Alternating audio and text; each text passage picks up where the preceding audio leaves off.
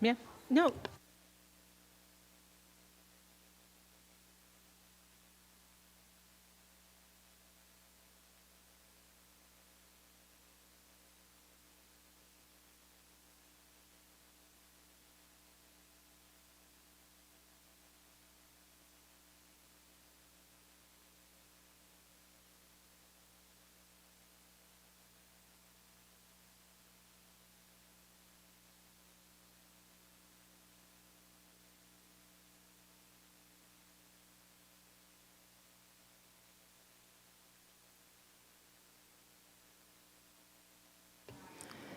Miss Palmer. You can hear me.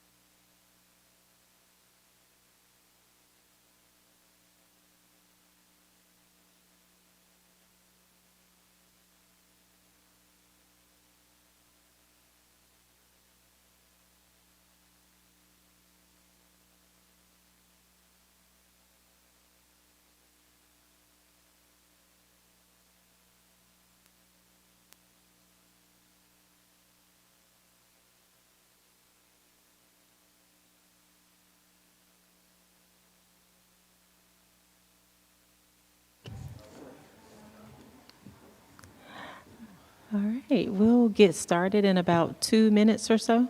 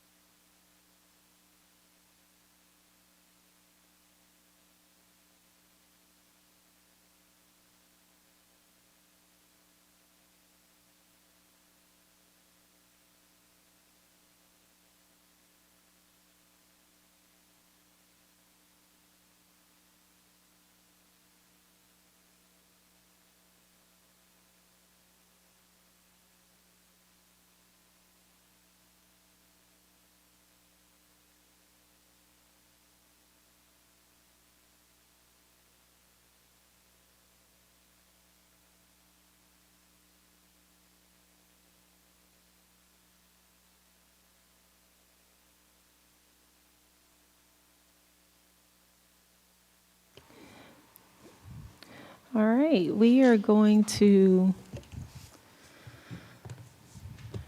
go ahead and get started and call the meeting to order at 5:13.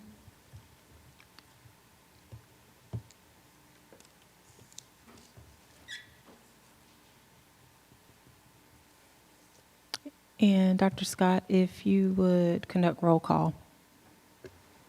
Yes, ma'am. Heidi Hensley, Here. Mary P. Bagby. Here. Linda Davis. Here.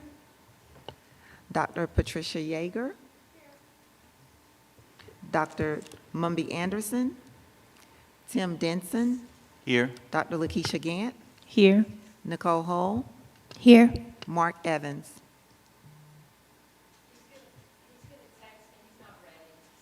Okay, thank you. And so we do have a quorum. Dr. Evans is not here. Dr. Anderson is not here, and I'm just presiding temporarily in her absence for the record. We will move forward with our work session agenda, which is item 3, and that is our policy. And if you'll note that the policies are in different phases, and so we'll go through each of the policies. The first one being Board Policy LDA-JA, and this is interrogation, and this has not went out for public comment yet, so it's for further discussion right now and to determine if we want to add it to the main board agenda to go out for public comment. Okay, so the floor is open.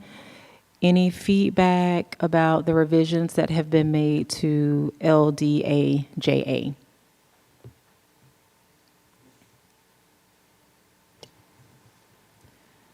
So I received feedback from constituents about this policy, and the concern was about essentially the protection of the children in the current environment.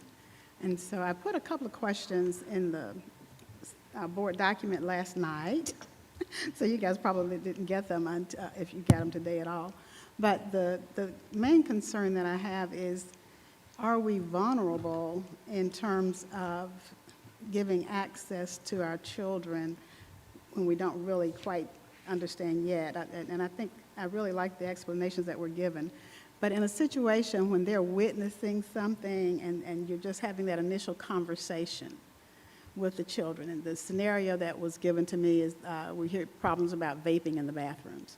And so the scenario was somebody's in the bathroom, it's more than one person. Does everyone get, do we question everyone? And including the person that may be obviously the person that did it. Do the witnesses also have a right to parental presence before we start that questioning? And so I really need for us to evolve that scenario so that I can understand what that looks like when we actually have a situation like that.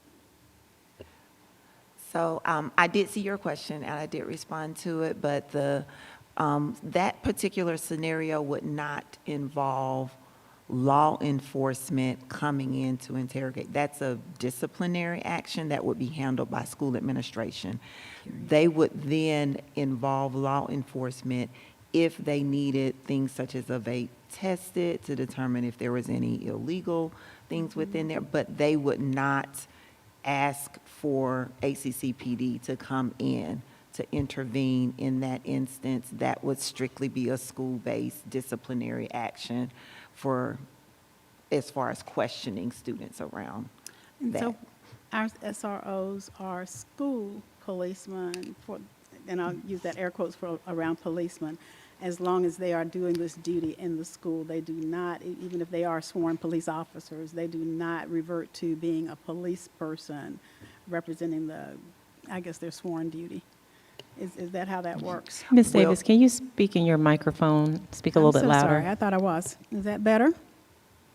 Better? Okay, thank you. So again, do I need to repeat the question, or? Yes, probably, for the record, yes. So then the question is, our SROs, some of our SROs are sworn police officers, and so when they are working for us on school property, they are wearing the hat of an SRO, not a Clark County police person. Is that correct? They are a sworn officer, so they're also going to be considered our CCSD PD. But even in that instance, then it's still going to be the school administrators that are, because anything like that would require a disciplinary action. So we're talking about a disciplinary action. This particular policy is in regards to if there is something that the Athens Clark County Police are investigating, either because it's information they receive or something that's happening on campus that they've gotten wind of, that they're coming to alert the school around, that they've heard that this is happening and they need to investigate, then that's what this policy is in regards to. But it would not be for your general day-to-day behavioral incidences that administrators themselves would question students around in order to get to the bottom of something that may have happened during the school day. They will only be involved for legal instances, and this particular policy is really about them coming to the school to investigate something that may have happened even potentially off campus.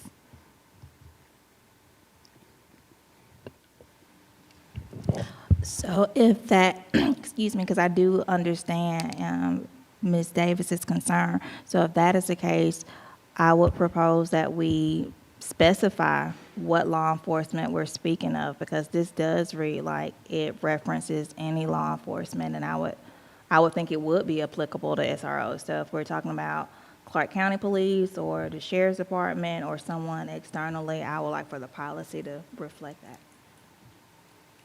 Okay.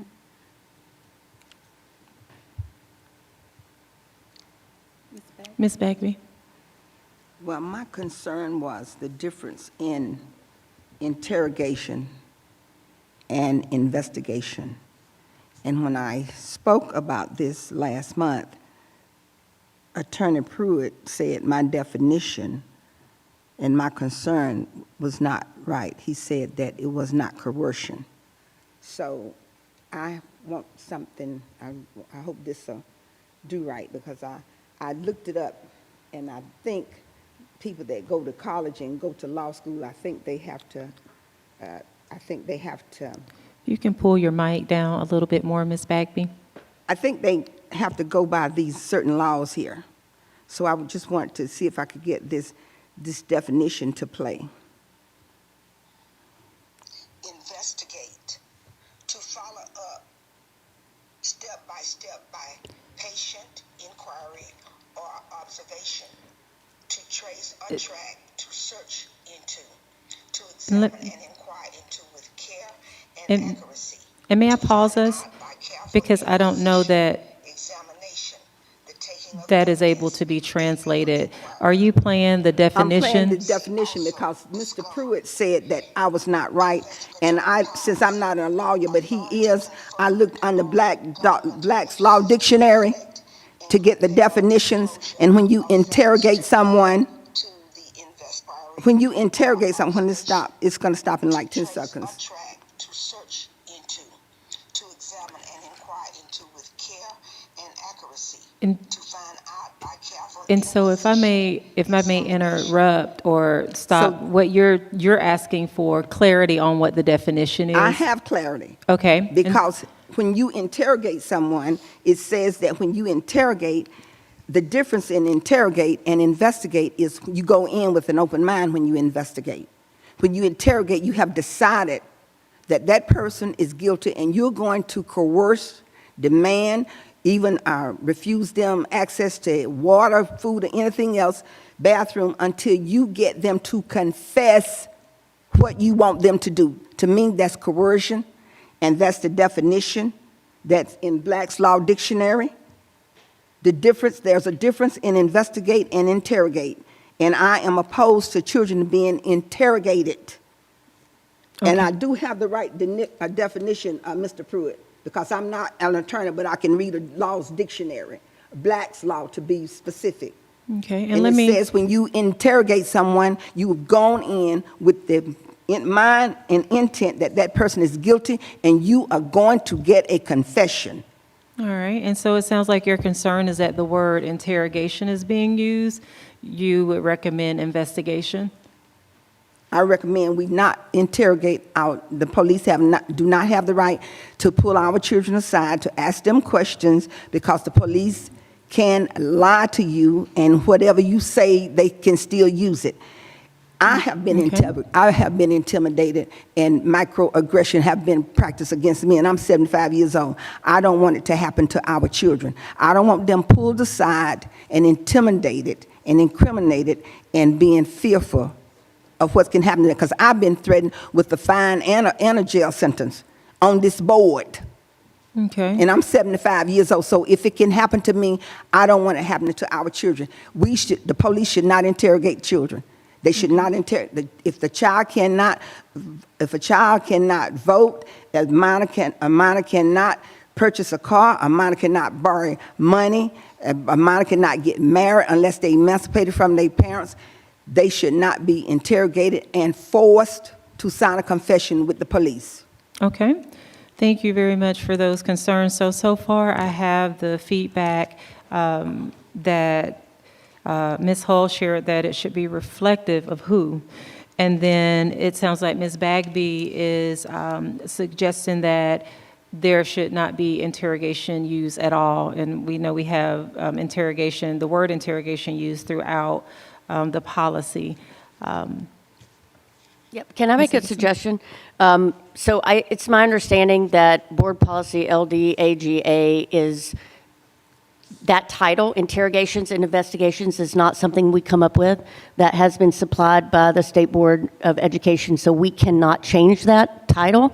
However, in light of Ms. Bagby's concerns, maybe we go to changing the word interrogated by with question. Like we can't change the name of the policy because we don't have the power to do that. I think that's my understanding, that is That's correct. The State Board has given us that policy name, and that's not something we can do.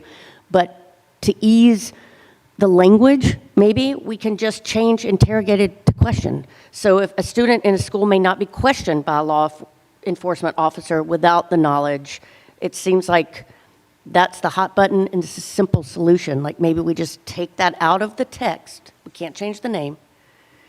And then maybe kind of move forward with like a lighter language. No, I see. changing the language doesn't, changing it is still, the game is still the same. Okay. I'll give you a perfect example. In Athens, Clarke County, they asked us to vote for consolidation. The people voted no. They brought it back around. They said unification. Unification and consolidation is the same thing. The names were changed, but the game was still the same. And the people voted for it, it's still the same.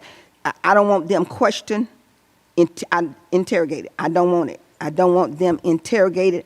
I don't care if you say question. I don't want them questioned and forced to sign confessions. I don't want them interrogated. I don't want them questioned without legal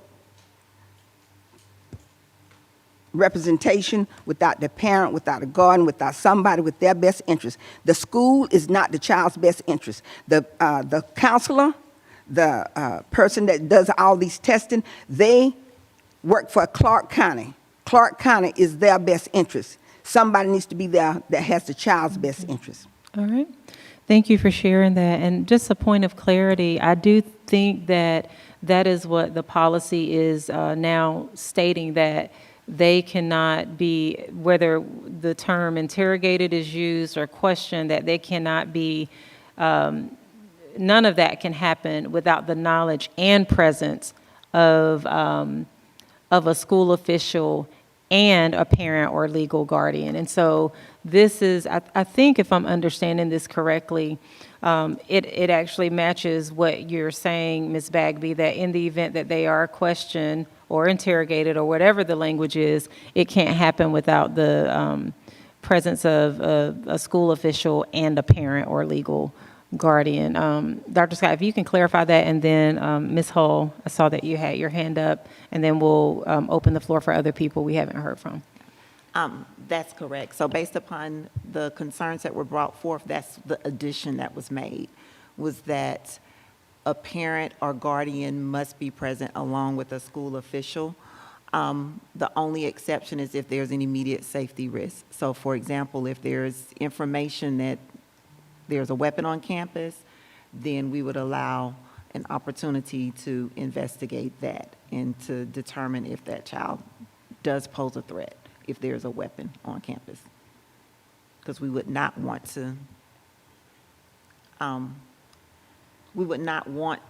to basically prolong being able to intervene in a space where there may be a weapon on campus. Okay, I'm going to transition to Ms. Hull. So my feedback would be that I would support changing it to question, but I would like for this policy to remain. It's my understanding that this policy is not just applicable to questioning in reference to disciplinary actions and maybe delinquency actions, but also when our children may be in need of removal for deprivation, child abuse, neglect, and are needing to be questioned so that they can be safely removed by court order in the schools. And so I want to make sure that there preserves a way for them to be protected in schools, but we also make sure that we protect their rights if this is being used against them. So I just want to put that out there for context, because I know we're very heavily focused on law enforcement and maybe that being adverse to the child's interest, but there are situations where law enforcement involvement at school in an immediate circumstance or indigent circumstance can help the child.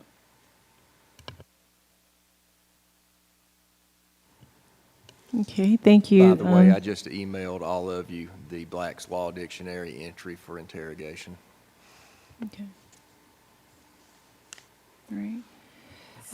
Thank you, Mr. Pruitt. I'm going to open the floor for other board members, and then I want to see if Mr. Pruitt has any additional information to add. Ms. Davis? So yes, when we're talking law enforcement, we're talking about local law enforcement only. Do federal, if the federal people come in, if ICE comes in, do they come with local law enforcement, or are they entities unto themselves? And does this policy cover that scenario? I do not have an answer to you for around ICE and whether or not they would be considered law enforcement and if they would be allowed to interrogate. I would have to defer to Mr. Pruitt on that one. Sorry. What's the question? Would ICE be considered law enforcement as well? That's the additional feedback that I got, is they were concerned about in other areas, in other states, that seems to be a problem where they have actually gone into other schools according to some of the things that somebody called me about. And I'm like, I have no idea if they would come, even if it was a federal thing, I would think they would come through our local police department before they would enter our territory and try and exercise rights. So I the don't know if question that's is- necessarily the case, but you may recall when all of that broke a while back, Dr. Hooker and the administration put together a protocol that would be followed with my help, and I think all of y'all received that. So it talks about things like the difference between an administrative warrant and a judicial warrant, and a lot of details that are around that topic.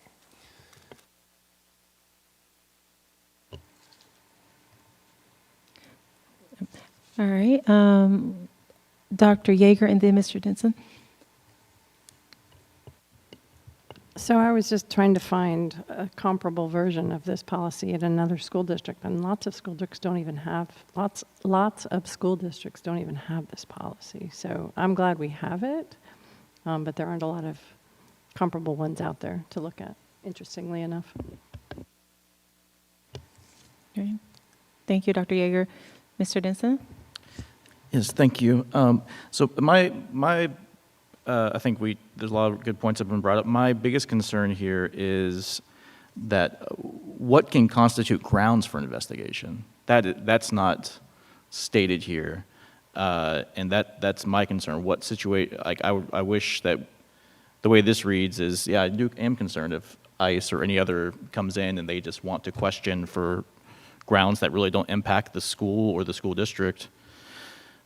Is this giving them permission to be able to take students in and question them? So, yeah.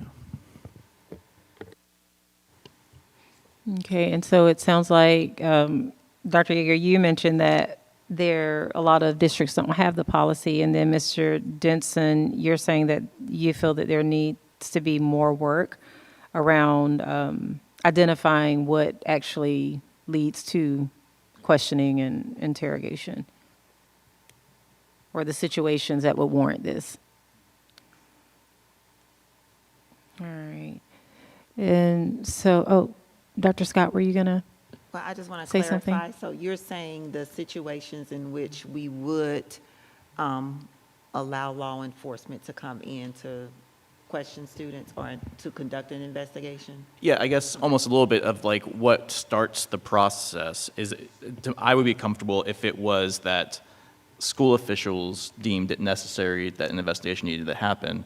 The way I read this is that potentially law enforcement could decide that they feel like students need to be investigated and could come into the schools and start this process. So it's not really spelled out, again, on what grounds an investigation can be happening and who can start that process, law enforcement or the school. Okay, I think I understand what you're saying because Mr. Pruitt, please correct me if I'm wrong, but I believe that this policy is around an investigation that law enforcement may be doing that involves our students. And so it's one that would have been initiated by them, and they're coming into the schools to then question and further investigate a situation that may not have even happened on our school campus, but may have involved our students. Okay, that clarification is very helpful, and if that's the case, I am very concerned about this then, because I do believe that our schools need to first and foremost be a safe place and a place that's for learning. And if the police believe that somebody needs to be investigated, I don't want our school to be the location that they can go to catch them, to get something like, that's kind of a similar situation of the way ICE has been operating. I do believe they should be able to have that investigation and go about the regular processes on which they would do, but I don't think that our schools should be cooperating and actually not cooperating, but facilitating investigations and questioning of students for something that didn't even happen to them as their role as a student. And so it sounds like there are a few different thoughts that have been shared related to specifying the criteria. I'm sorry, I got confused with my own voice somewhere. But it sounds like there's some feedback about determining what actually warrants the interrogation or the questioning, and also some ideas around changing some of the language or the terms used as it relates to the word interrogation. Also, more specificity, I think Ms. Hull shared with it being reflective of like who this actually applies to, what particular law enforcement, and the concern that was shared by Ms. Bagby as it relates to not being without a parent or guardian, but that has been addressed because that has been changed from our last policy. And so where that leaves this policy, the discussion was to determine if it was ready to go out to public comment.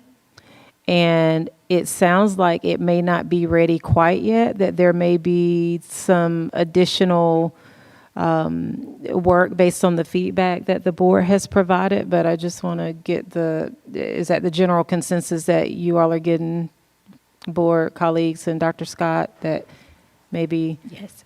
another version before it goes out to public comment?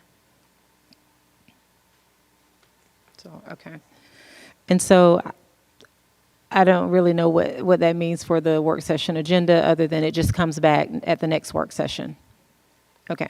All right. Are there any other thoughts before we transition to talking about policy GAM, which is item B? Yes. I did find Gwinnett has it, and so I'm sending that around. Okay. Oh, you found Gwinnett's policy that you say you'll share? And Okay. I think Buford has one as well that we can look at. Who is that? Buford. Buford, Gwinnett. Okay. And Ms. Bagby? I want to ask Mr. Pruitt a question. Okay. So, Mr. Pruitt, can a policeman, this true or false, can a policeman pull a student to the side and say, I just want to ask you something, I just want to discuss something to you, and that police officer can give that child information and cause that child to answer and the child be punished? I don't. That's interrogation too, asking them questions and then using it as evidence. It involves a lot more subtleties than that, so I can't, you'd need more information than one sentence to answer that question. Sometimes yes, sometimes no. Okay. Any additional thoughts or questions? So it sounds like this particular policy is not quite ready yet. And it'll go back and it'll be discussed again with the current changes, but then maybe perhaps some other changes. And just to clarify, as it stands, when as we're working through this process, basically the policy that we're operating on right now is the policy as it exists without any changes. Okay. So, I'm sorry, I do have one quick question. Is there a reg with this policy as well? Do we have a regulation, or is it just the policy? Sometimes yes, sometimes no. No reg? Okay. That might be helpful. Thank you. A regulation, is that what you said, Ms. Davis? Yes, ma'am. Okay. All right. So it sounds like we also have some policies to refer to as well. I guess the only question I would have maybe before we move to the next item, one of them we clarified, and that's that we're basically operating under the current policy that we have. But the school districts that don't have a policy on this, I guess maybe this would be a Mr. Pruitt question, but if a school district does not have a policy on interrogations, what does that mean? Like, I guess, then what do they adhere to when there's an issue that needs to be interrogated? So if the board hasn't set the policy, the superintendent would have to decide. Okay, I get you. Okay, thank you. All right, we'll move forward to 3B, that is policy GAM, staff rights and responsibilities, and we are discussing this to see if it's a first read, actually.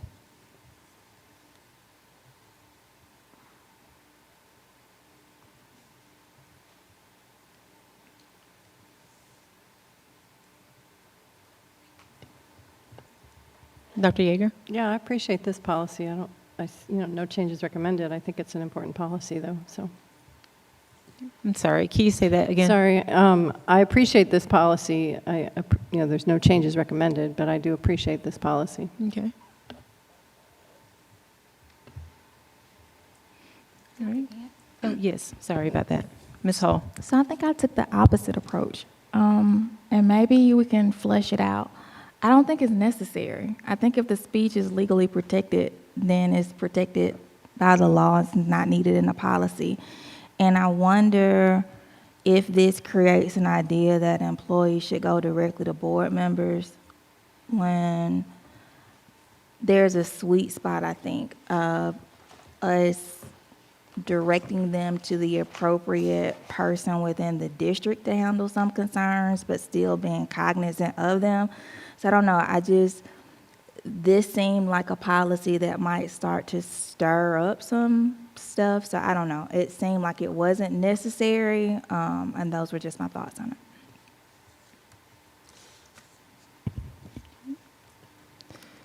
Any additional feedback about our staff rights and responsibilities policy? Ms. Hensley, Ms. Bagby? No? Ms. Davis? Are you calling on? Yes, they said they didn't have any. Oh, yes, I do. So this came up recently for me. I did receive a call from an employee who was concerned about making a statement, and the question was about retaliation. And I said, of course, that's not legal. You can't do anything like that. But there are, when we've actually had a hearing similar to this too. So I think there are probably some isolated instances, and I'm glad that we do have a policy that, again, speaks back to, what is it, the Fourth Amendment? I don't remember which one, but First Amendment, right. So again, I think it's good that we have it. I don't think that there's anything harmful. So I think it's a great idea. It gives people a place to begin. Okay. Others? Dr. Yeager, anything additional? Mr. Denson? No, I'm ready for this to go out for comment. Okay. Dr. Scott, any additional context from your team? And it sounds like this is a first read still. Okay. All right. Anything else before we move to policy DG? And this one, looks like we will be, well, depending, but that is recommended that we take action to adopt this policy. But any,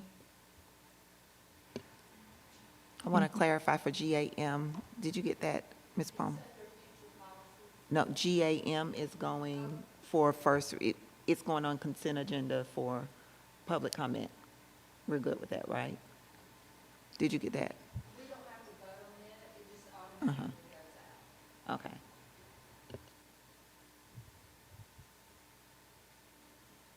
and that's GAM? Okay.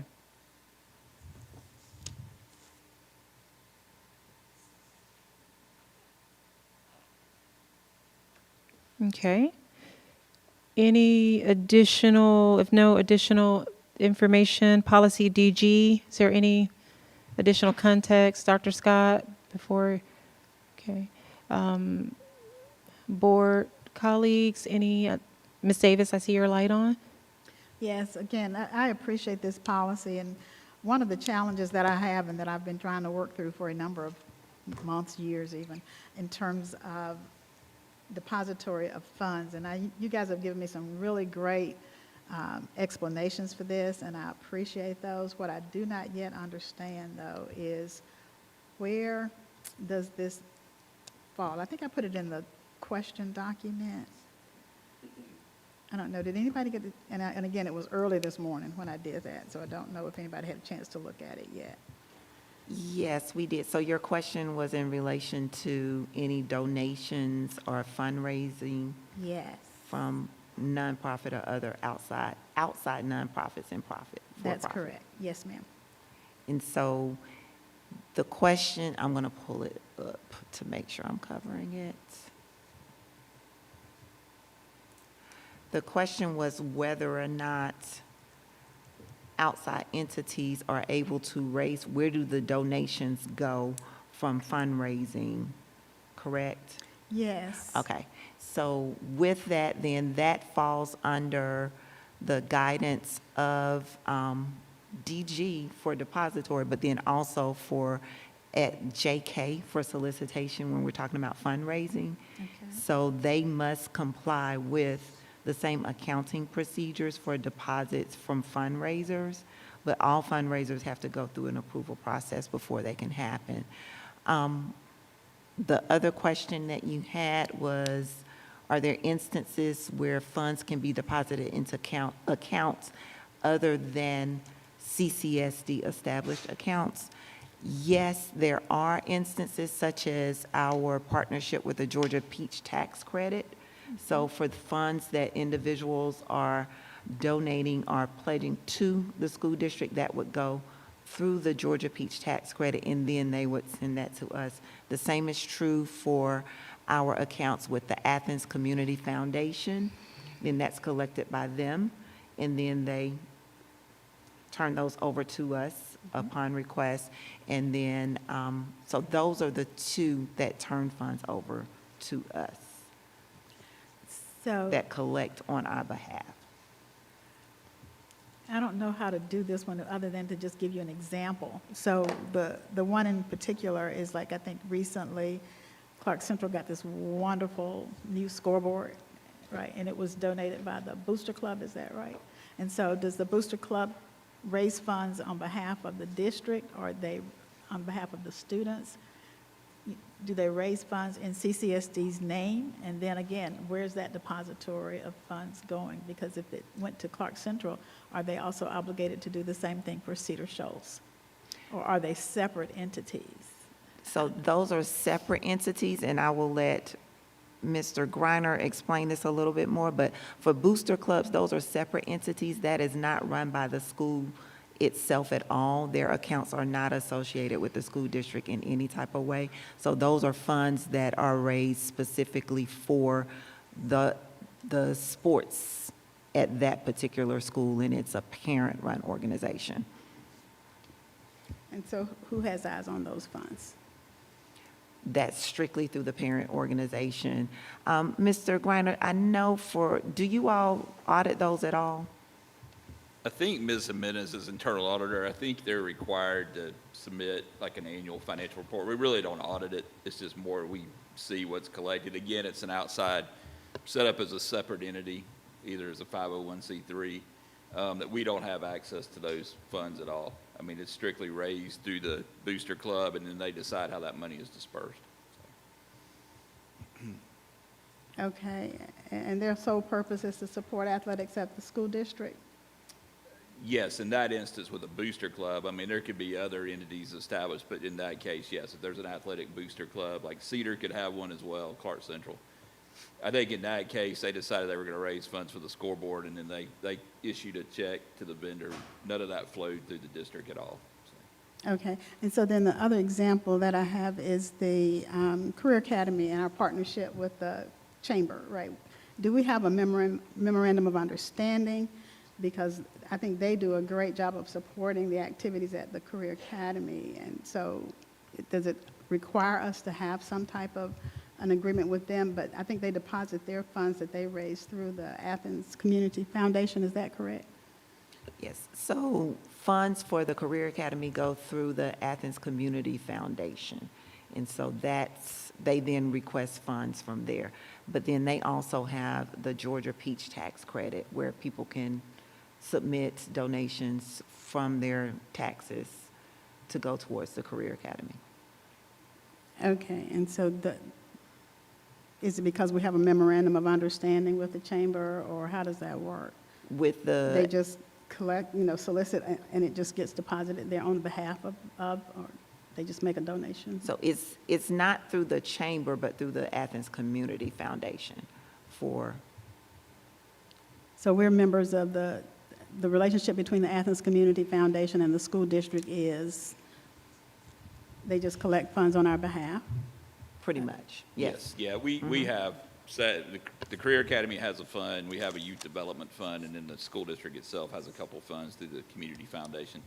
So we have access to those funds. In that case, the Career Academy's board has, I believe that's the way that's set up. They have access to their funds. We don't have access to those funds. I know when I was here in 20, and I think it's happened since then, Georgia Power also gave money to the Career Academy, and it went through the Community Foundation. And then that way they had, that money didn't necessarily flow through here as well, and then they could request it. When they got ready to spend the money, they requested it from the Community Foundation, and then, we, of course, would pay the bill. I think in that case, even through some of the vendors, it went directly through them, and the Community Foundation issued a check to the vendor itself. So it kind of works. But the money flows through the Community Foundation. So. Okay.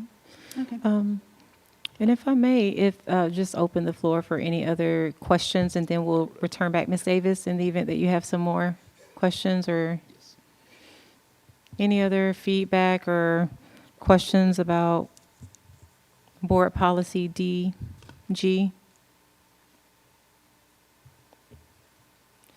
All right, Mr. Denson. I do think Ms. Davis brings up some good points there, which I don't have really issue with the way that goes about with the Community Foundation, but it does seem like that maybe does not actually line up with this policy, though, potentially. And so if that's legally the case, should this policy be changed so that it makes room for that? I just want to make sure that we are abiding by our policies correctly if we're actually going to have them here. So.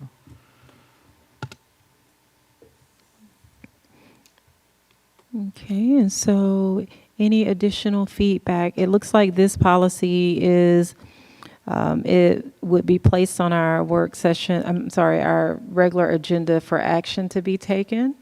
And so at that time, depending on whatever motion that needs to be made and seconded, then the board can decide what to do from there. Would you like to vote for this individually and not on consent? Probably. Yep. Is that? Yep. So that's a yes, Ms. Palmer. Yep. Any additional information or feedback before we move to Board Policy DJE? All right. Board Policy DJE. And this is also for approval as well, to be placed on the regular agenda for approval. the consent agenda. Any feedback?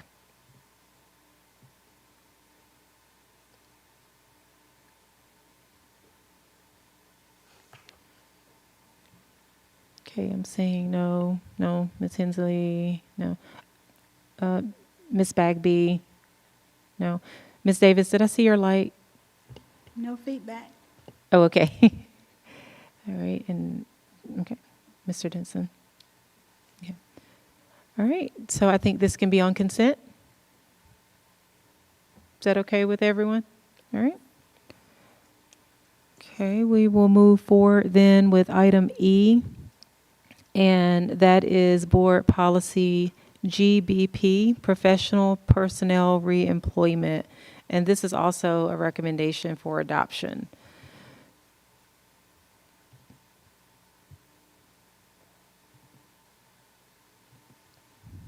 Okay. Any additional feedback or concerns about this policy?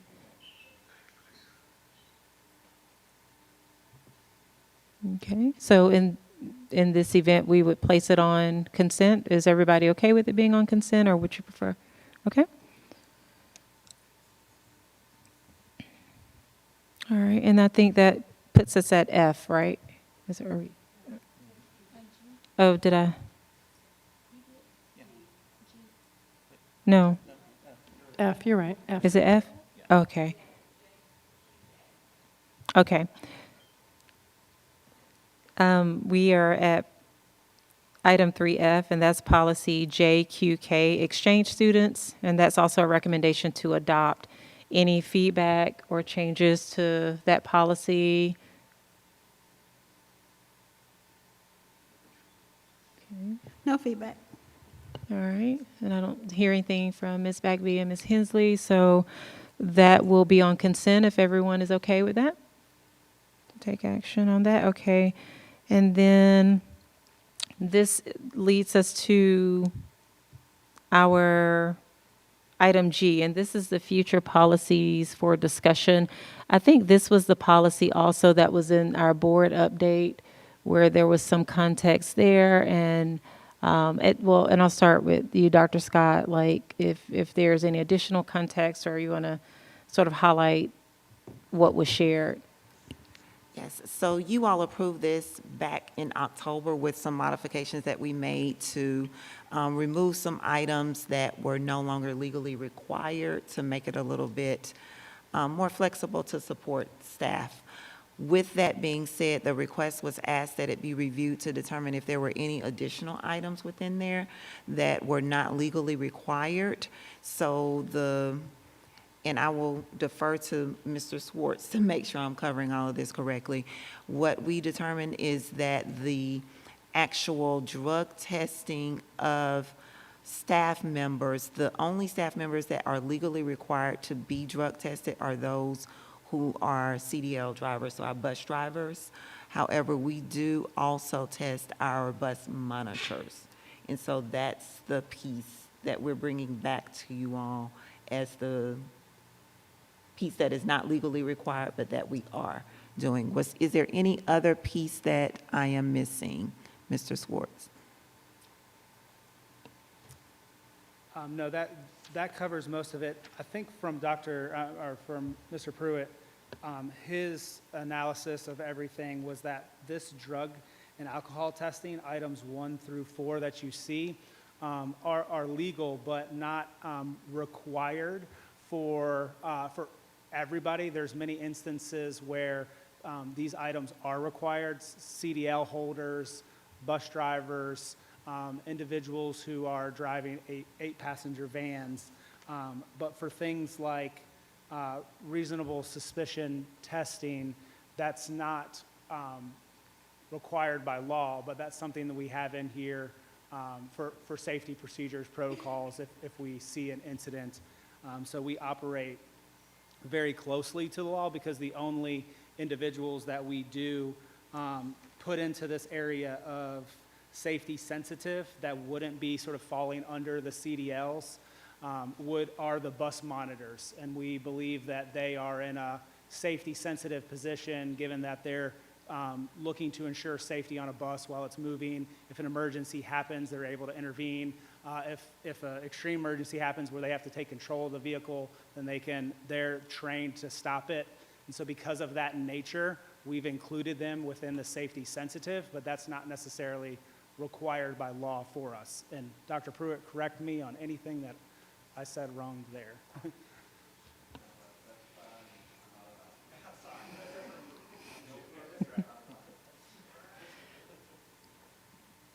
All right, thank you for that context. Additional feedback from board members.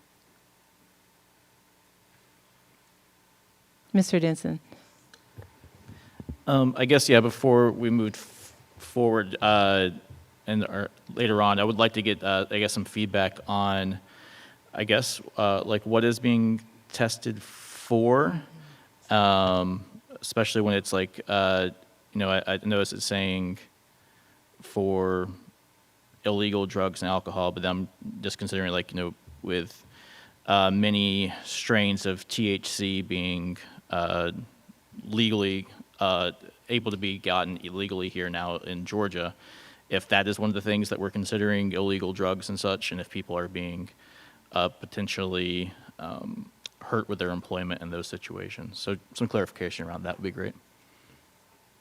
We do test for all of those things, and so there are also medications that may come up, like in that instance, and we actually were able to identify an individual who was driving unawarely with their medication that was prescribed, that actually was related to marijuana.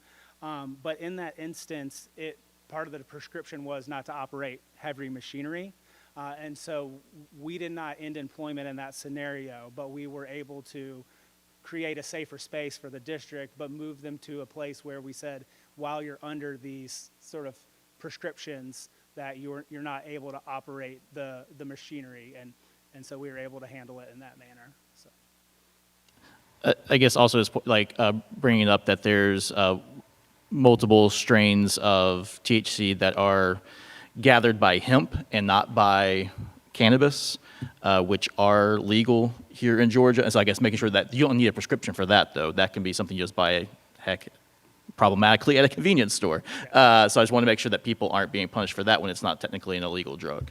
Yeah, correct. We wouldn't terminate based off of those factors, but we would have like an interactive conversation of, you feel capable for the role that you have, and what barriers or things do we need to put in place so that you can, you know, have those things, but also keep the school district safe and in compliance. So, yeah.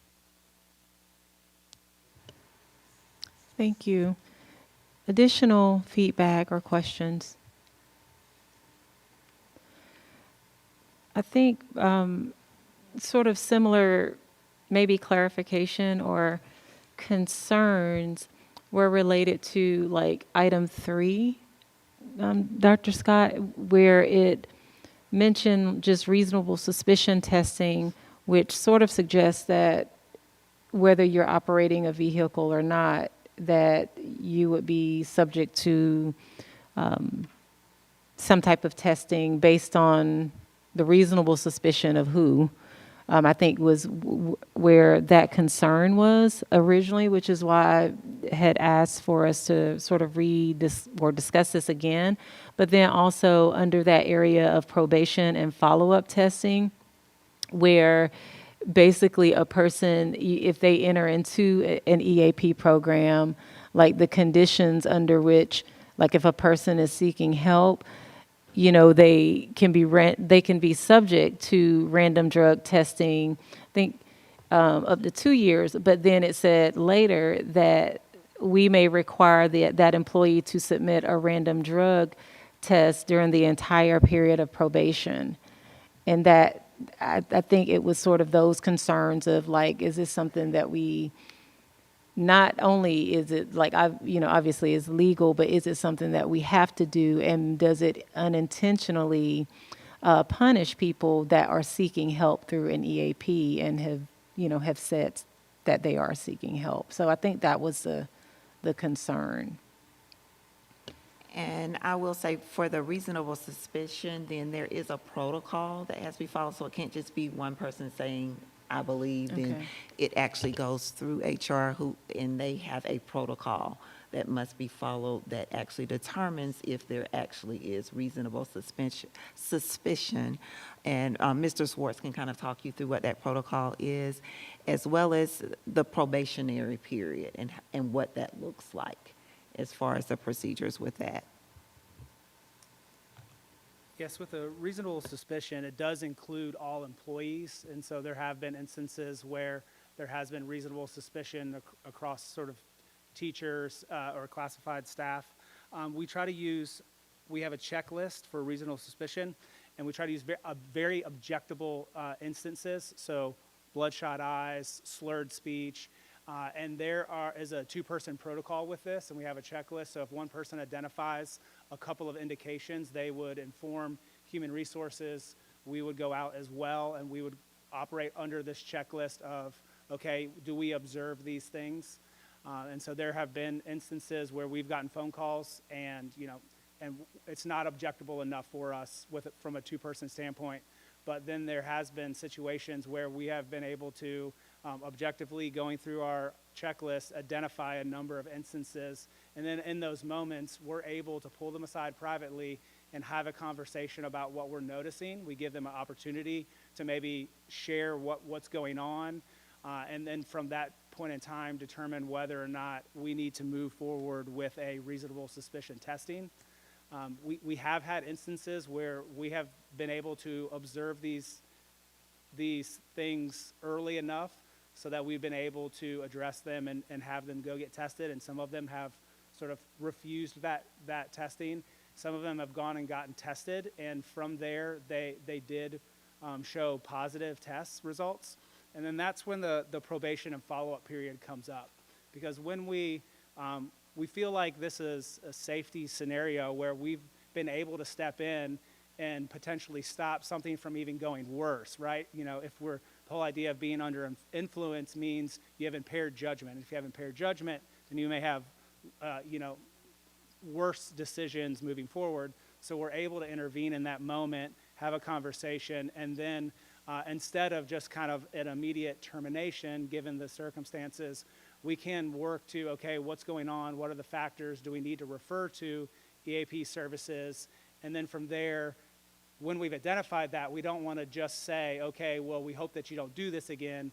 From that moment, then we can say, we want to put some protocols in place, not just for us, but for you as well. Like if you're dealing with things, we believe that those types of protocols will be helpful, both from the district perspective and from the staff perspective. And I'll say that I've tried to reach out to the various departments and ensure, and I talked to our employee relations coordinator. This is rare, like we don't take this lightly. So in the last couple of years, I have found only 4 instances in which we've actually had to use this protocol and have that. So again, I hear your concern, and we're the same way, because we want to make sure that we want to have objectable evidence by 2 different parties before we move to something like asking someone to take a drug test.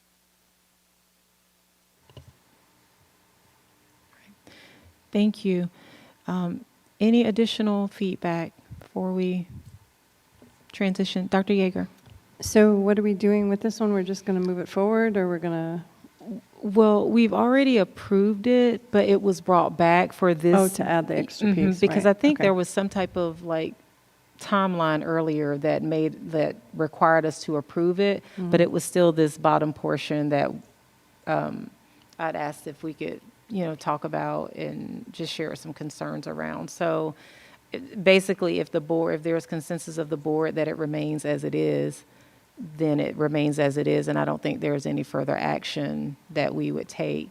And if it's not the consensus, then we would figure out, where it goes, if it needs to show up as maybe like a first read or, and then out for public comment again. Did we ever get feedback from the teacher advisory board or the staff advisory board on this policy? We just put it out for public comment? I don't think we took this one to the student advisory, or teacher advisory, I'm sorry. We didn't.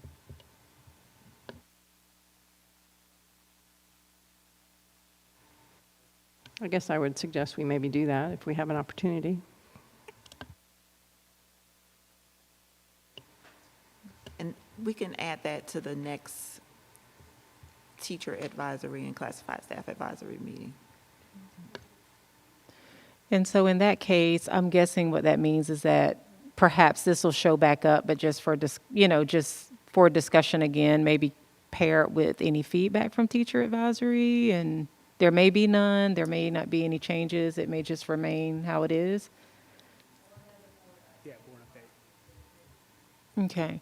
And so I guess what that means for right now is that this policy it will remain as it is, but we will share it with the teacher advisory board. You all will share that feedback with us. And if a board member feels that it needs to come back for discussion, we would just express that. Okay. Okay. Does that sound, Dr. Yeager? I think that feels appropriate. Okay. All right, I think that was the only one under, is that the only thing under future policies for discussion? Yes, it is. Okay. All right, we will move forward with item 4A, and this is for the consent agenda. So our December 11th work session and board meeting minutes, any corrections or feedback, or we want to keep that on consent?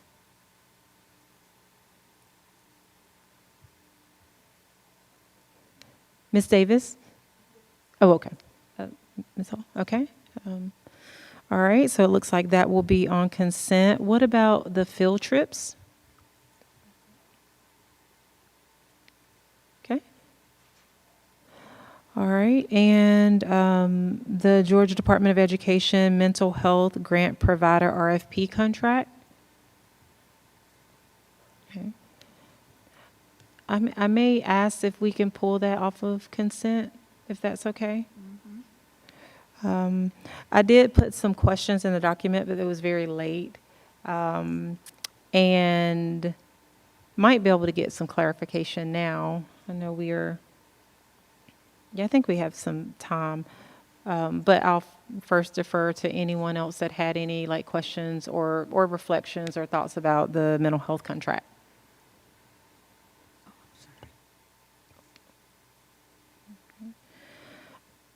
All right, so Dr. Scott, and you may have already answered this. I have not been back in the questions document today to see just sort of generally what those responses were, but maybe if you can give us a brief update if there were responses that you all provided.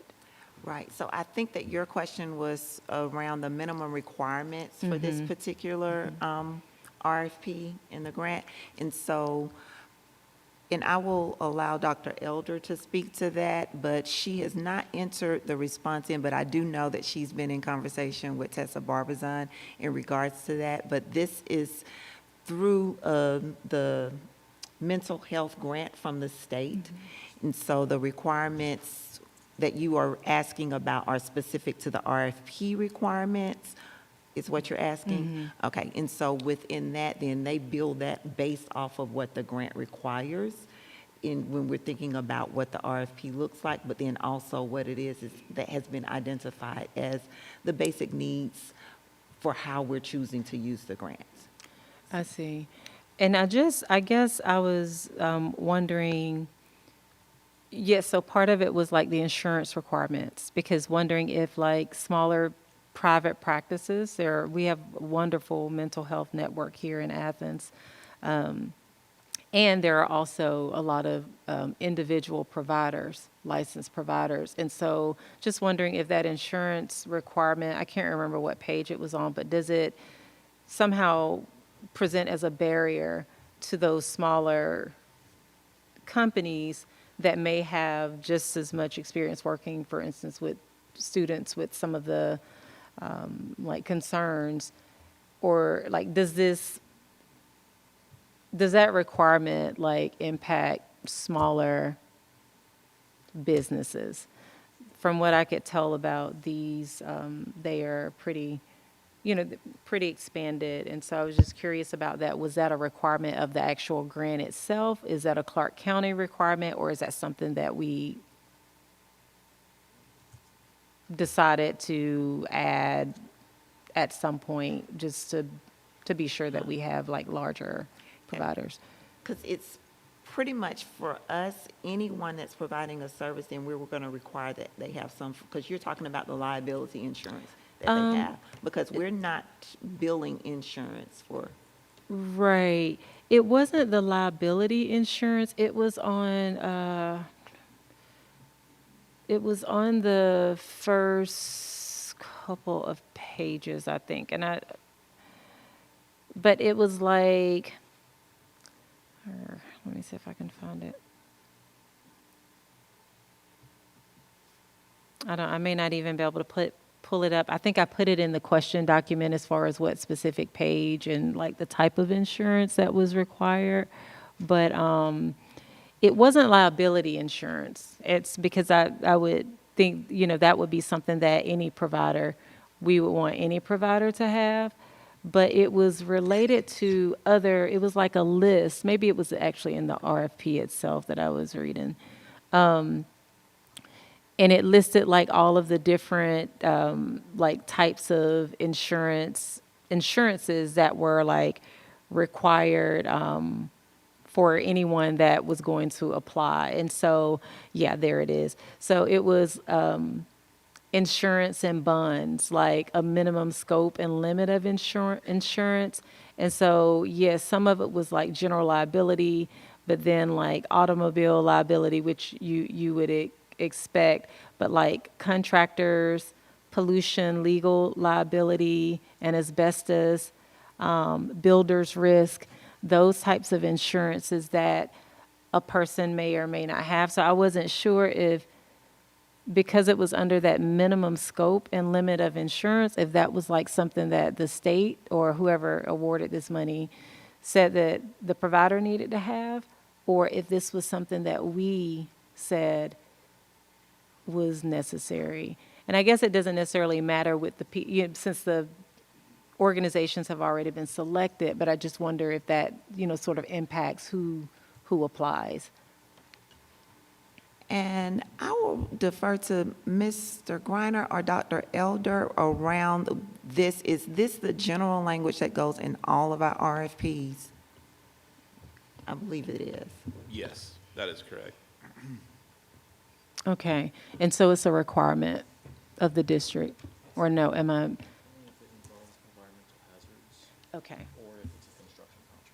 Okay. Okay, perfect. Thank you. And Tim, Mr. Denson, that's on the same page, or did I over?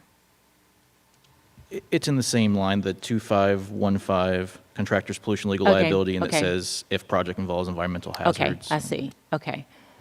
I think I overlooked that and got caught up in like, okay, is this just like a standard list of like requirements for the providers? Thank you for clarifying that.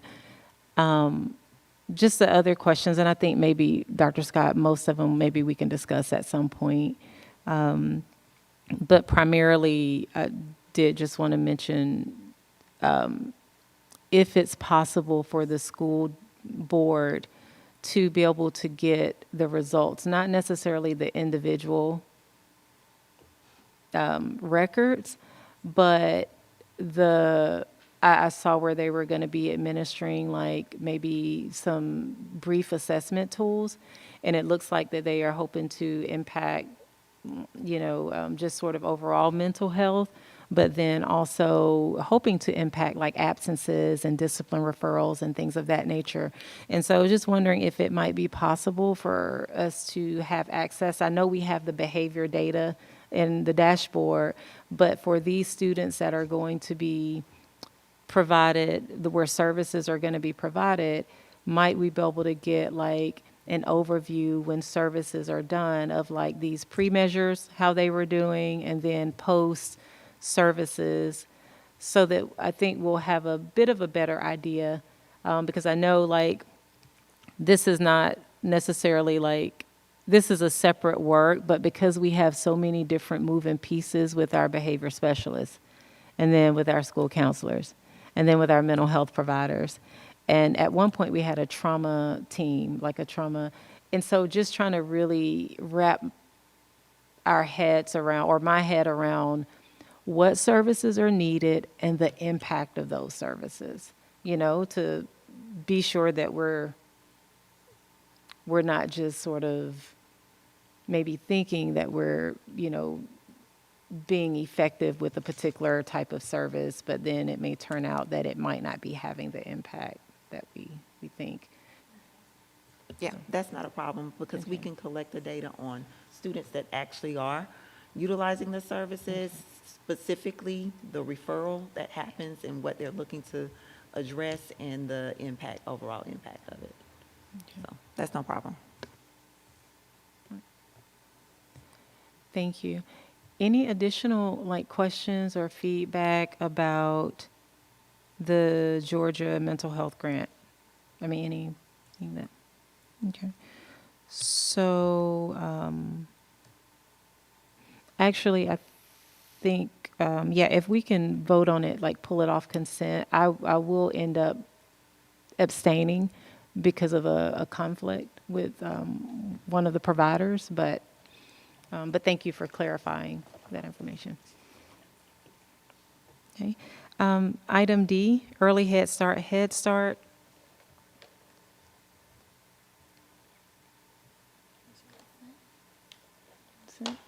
Okay.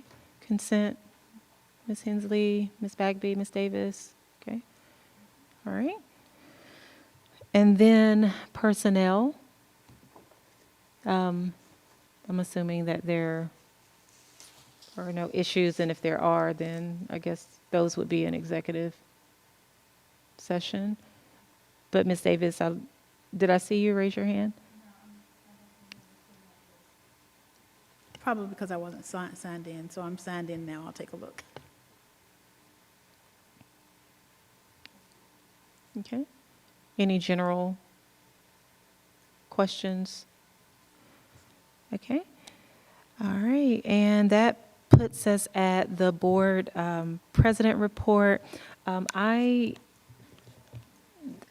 Dr. Anderson, I'm assuming, will probably share any updates that she has at the regular meeting. I don't have any additional notes on her behalf. The only two items that would fall under the board president report is the nomination for the board president and vice president, and then we need to determine the committee representation. If you look under, this is item 6A, we take the nominations for board president and president during the work session, but we don't vote until our regular board meeting. And so we have to take nominations for the president first, and then we will take nominations for the vice president. And the floor is open.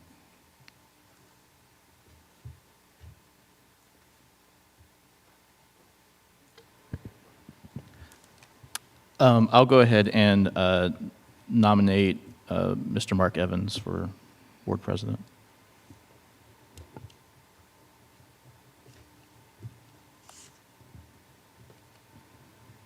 So do we know if Mumby wants to continue being the president, or is that even relevant? Do we just nominate her and she's not here, so.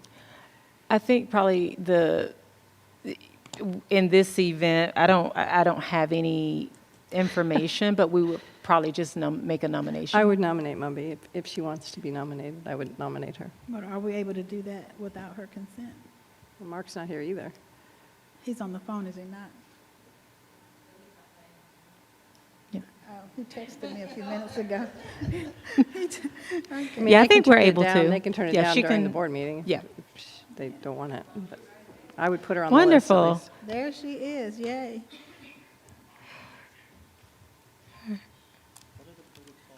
Okay, I'm sorry, I can't hear Mark. Is he talking to us? There are no protocols from my, Okay.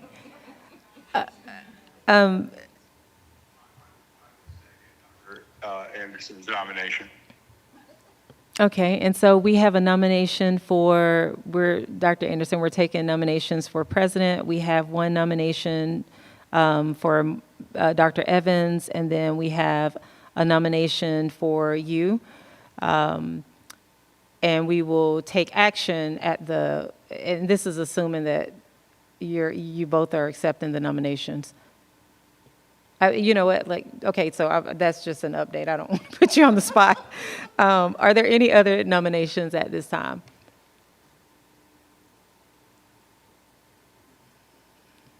Okay, so from my notes, we have 2 nominations for president.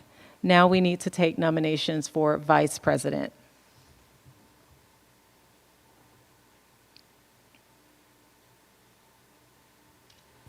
I nominate Dr. Evans. I'd like to nominate Mark Evans for vice president. He's nominating himself for vice president. Okay, and so and so are there any other nominations before I ask this question? So So in what the, if he wins president? well, that was going to be my question.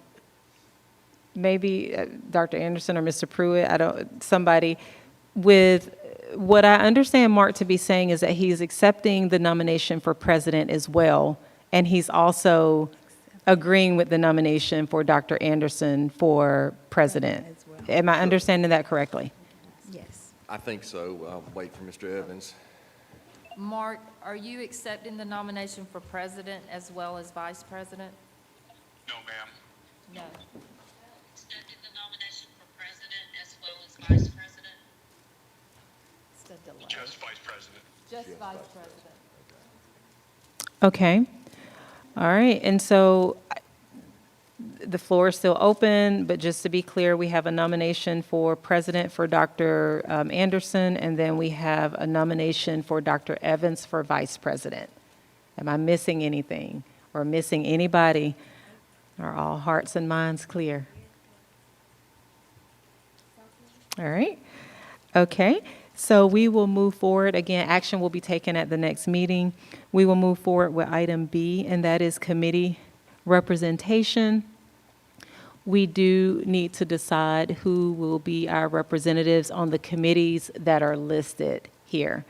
And they are the Early Head Start Policy Council, the Athens Area Foundation for Excellence, Envision Athens, GSBA delegate and an alternate for June.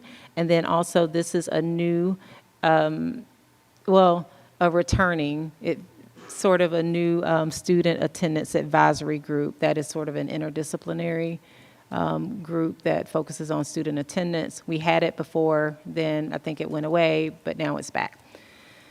So Early Head Start Policy Council, Mr. Denson, you're on that committee right now. Are there?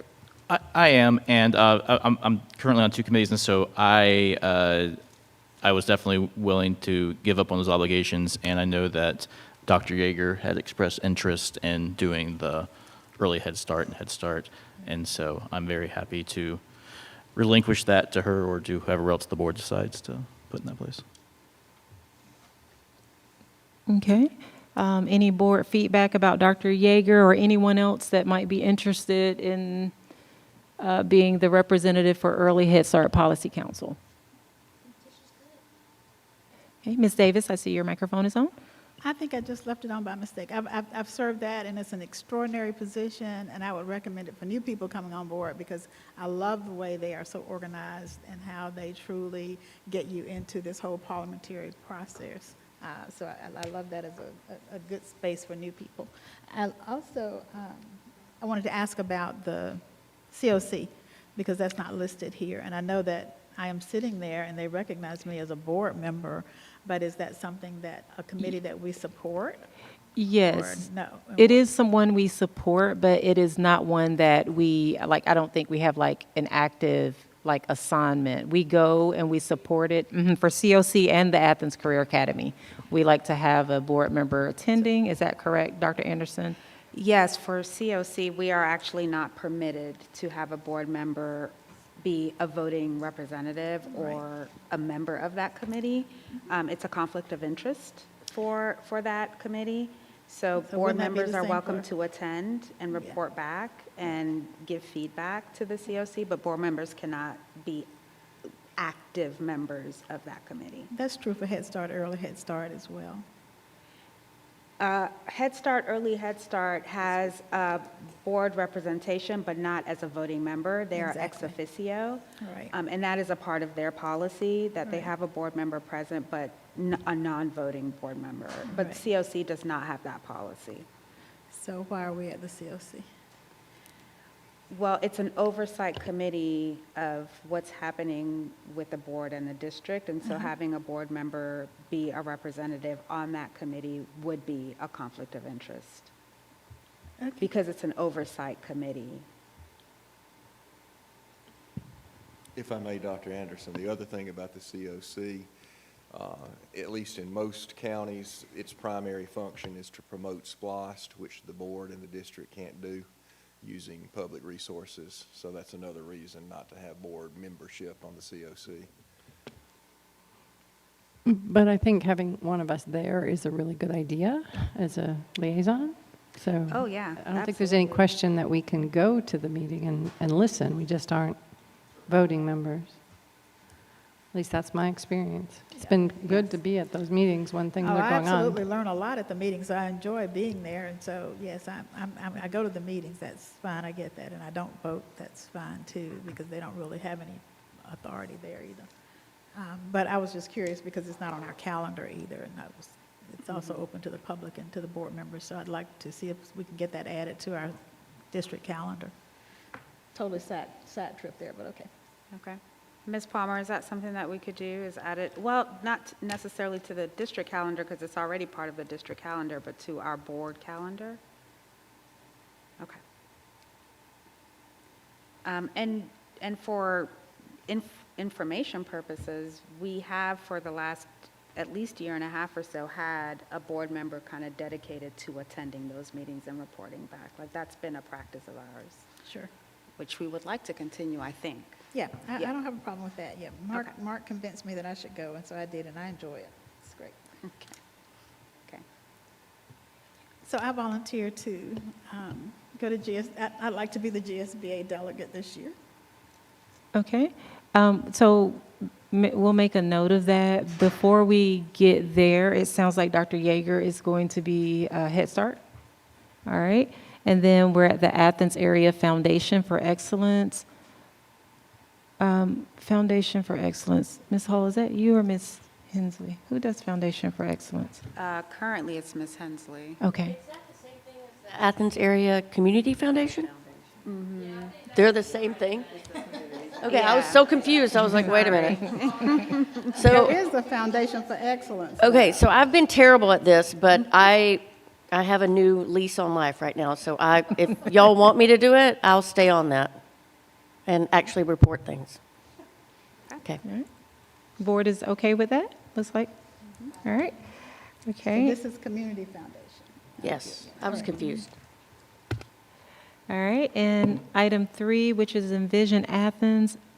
Mr. Denson, is that, or, no, it was Mr. Denson, right? Yeah, that one is me, and if I'm happy to continue serving in that one if the board would like me to. All right. Any feedback, any thoughts? Ms. Hensley, Ms. Bagby, haven't heard from you all about, okay, any? All right. And then our GSBA delegate and alternate, it sounds like Ms. Davis, you are open to being the delegate? All right. And do we have someone who is open to being the alternate? I nominate Mark.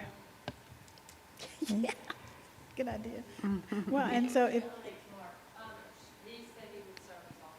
Okay. Any, well, we can swap that. He can be the delegate, I'll be the alternate. okay, is that what you would like, Ms. Davis? I think so. If he's going to be vice president, I'd rather have him there as the delegate, and that would certainly be more appropriate for me to be the alternate. Okay, What do you think? He said no. okay, and He'd so rather- we're okay. back at Ms. Davis. Would you be the delegate? Yes. Okay, and Dr. Evans, does,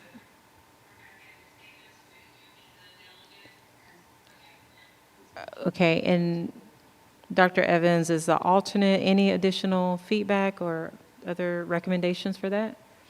All right, and we are at the new or the returning Student Attendance Advisory Group. And I think based on what was shared with us, they would like at least one board member. So in the attachment, I think it provides an idea of who's at the table, looking at student attendance and trying to address some of the issues related to student attendance. Is there a board member that would like to serve in that capacity? Ms. Bagby? I think I would be interested in that. Okay. And I think I saw another hand. I was going to nominate you, Dr. Gant.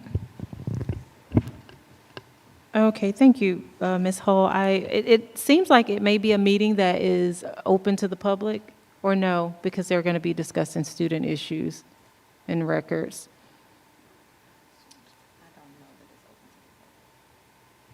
I don't think It's not open to the public? so. Okay. Yeah, I think it's Judge Lott oversees the whole thing, and then I see. members of that committee just Yeah. attend. I don't think it's open to Okay, the public. all right. It says at least one board member, Okay. so perhaps if the board is interested in exploring having two members present, I mean, it's, because they're reconvening and it hasn't happened in so many Yeah. years, it might be helpful to have multiple members, maybe a seasoned member and a new member, Okay. just for, information purposes. Do we know when they're meeting, or did I I don't remember. Quarterly? It's quarterly. But We don't they know have the not date. discussed Okay. yet the dates, I don't think.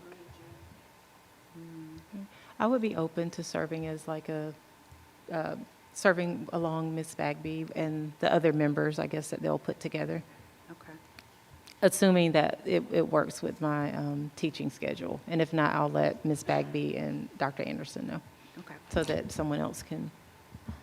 Yeah, I was just going to say, I worked with this committee before, and I think with the work of trying to make sure we're in line with our juvenile court system, and we're talking to our school system, and we're actually utilizing the resources of the Department of Family and Children Services, I think this is going to be a very important committee. So having two members on it and any other members that could attend, I think would be amazing at unifying that work and making sure that our policies and our rules are in line with the juvenile court, and there's some unity there.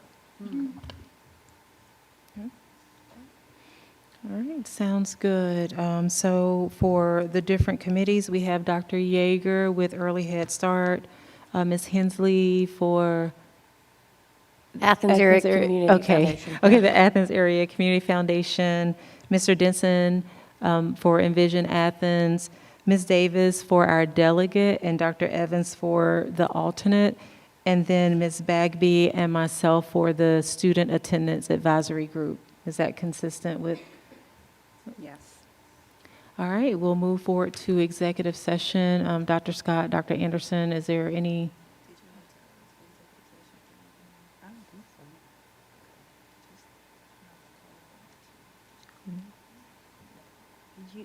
We need an executive session? Okay. Okay. Well, so the floor is open to go into executive session for personnel. Can Personnel? can, Okay. do we need to elaborate on that, Mr. Pruitt, or just personnel? Okay. So we have is there a motion? So moved. Okay. Second. Dr. Anderson made the motion and Ms. Davis made the second. And that we are entering into executive session regarding personnel matters. All in favor? Aye. Aye. That passes. We're entering into executive session at 6:38 PM.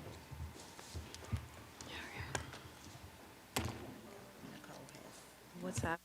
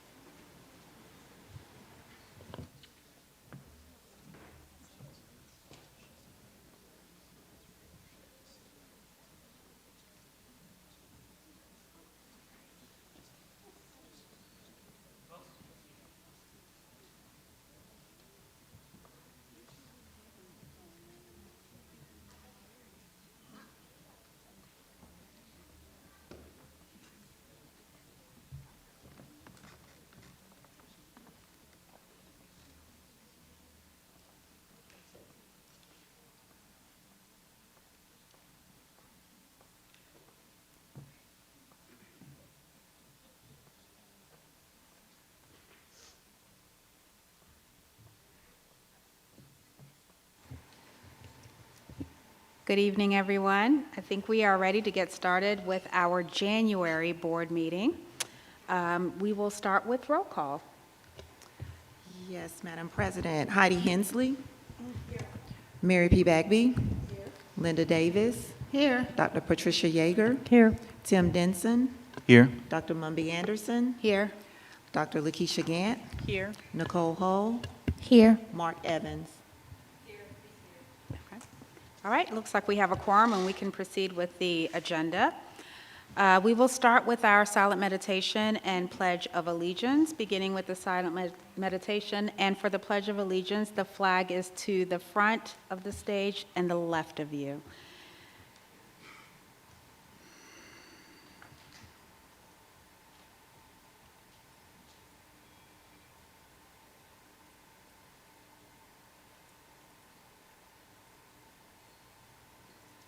All right, and now for the Pledge of Allegiance.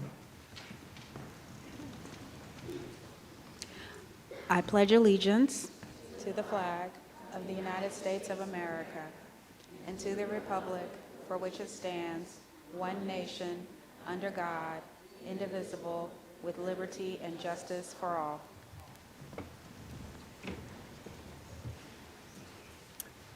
Okay, and now for the portion of the agenda that I would presume 99% of us are here for, the awards and recognitions. Dr. Moore? Thank you, Dr. Anderson. Good evening, Dr. Scott, board members. We have a few recognitions tonight, as you can see, so we'll go ahead and get started with our student recognitions. First up, we'd like to have Robbie Davis of Barrow Elementary School come to the stage. Robbie?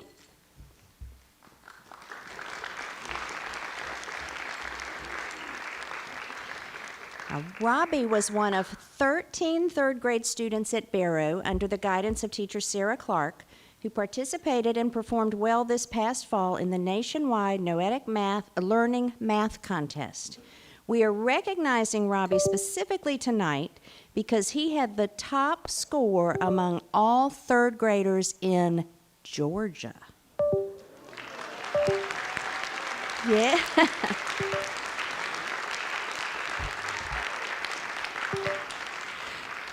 The Noetic Learning Math Contest, NLMC, is a leading national competition for elementary and middle school students that is held twice every school year and challenges students to think deeply, discover the beauty of mathematics, and build a strong foundation for advanced STEM learning.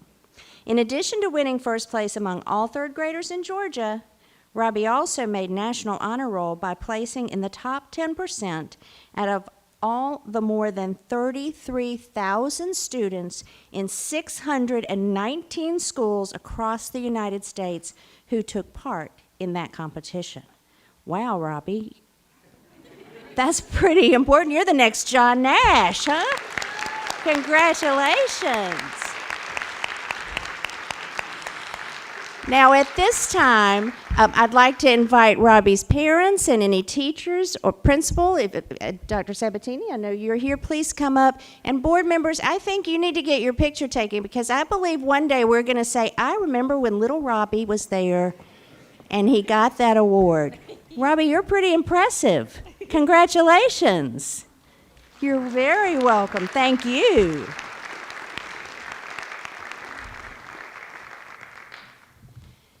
Come on up, board members. Oh, that's a lovely picture. All right, everybody else? Now, who did Robbie get his math prowess from? No.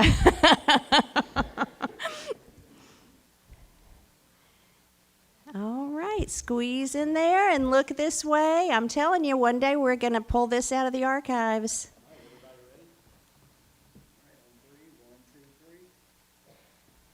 Robbie, thank you and congratulations.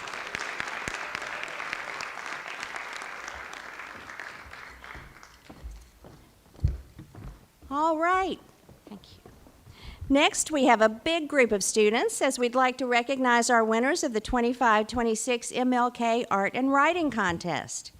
Each year, students at every CCSD school, grades K through 12, are invited to participate in this contest designed to celebrate the legacy of Dr. Martin Luther King Jr. and engage them through his ideas with a common theme determined by the CCSD Selection Committee. This year's theme was My Dream, Our Future. Each school submits their nominations for the district contest to our judges, and district winners are determined in both art and writing across lower and upper elementary, as well as middle and high school students. Some of you may have seen and read these wonderful works from our incredibly talented students on display out in the lobby on your way in. If you did not have the opportunity to do so, please stop on your way out. And those will be on display all month, so if there are members of the community watching, we invite you to come in and take a look. We are pleased to be joined by many of this year's winners tonight. Their works will be featured in a special video that will premiere tomorrow morning at the annual UGA MLK Freedom Breakfast, and then will be published on our website, social media channels, and in our newsletter, so stay tuned.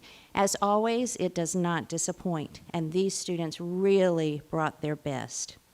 Now, I'm going to go through each student winner. If you are here tonight, please come up to the stage with your certificate that you picked up on the way in. I'm going to ask Ms. Bland and Mr. Smith, take your spots on the stage, and they will help you find your place to stand so we can get a wonderful group picture. After we have all the students come up, I'll then invite parents, teachers, principals, anybody who wants to be in the big group picture, as well as board members, to come up for our 25-26 photo. Starting with our K2 winners in art, first place, we have Amelia Watson Coea, Timothy Road Elementary. Come on up, Amelia.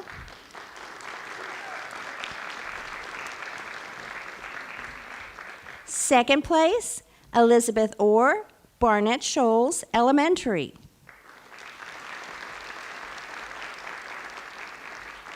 Third place, Macy Slagle, Barrow Elementary.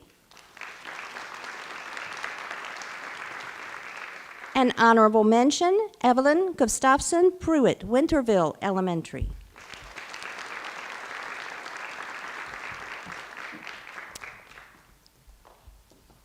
In writing, we have first place, Melody Meza from Howard B. Stroud Elementary. Second place, Jasiris Turner, Barrow Elementary. Third place, Shashada Sharp, Whitehead Road Elementary.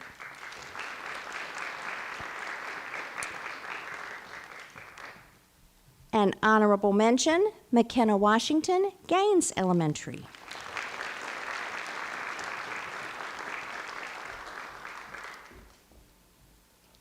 Now for our 3rd through 5th grade winners. In art, first place, Leah Swenford, Timothy Road Elementary.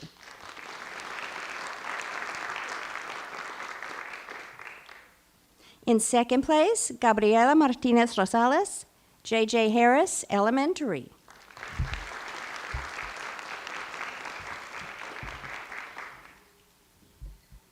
In third place, Maddie Davis, Winterville Elementary.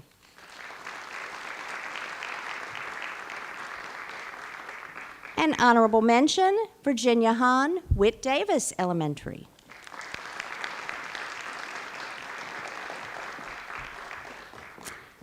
In writing, first place, Alana Serrano Sanchez, Oglethorpe Avenue Elementary. In second place, Olivia Morse, Fowler Drive Elementary.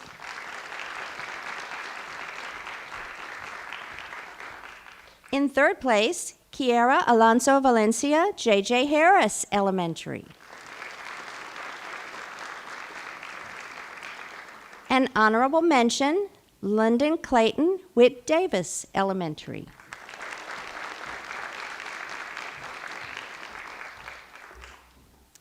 Moving on to our middle school winners in art.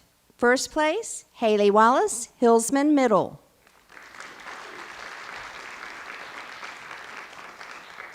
Second place, Camila Lopez Rodriguez, Coyle Middle. And in third place, we had a tie. Our first third place winner is Max Seelick, Clark Middle.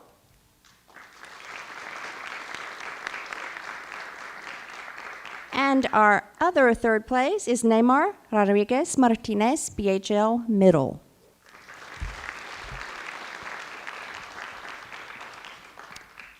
In writing, first place, we have Alexia Jill Chavas, Clark Middle. In second place, Ashley Villanueva Hernandez Coyle Middle. Villanueva, pardon. In third place, Autumn Fairweather, Hillsman Middle.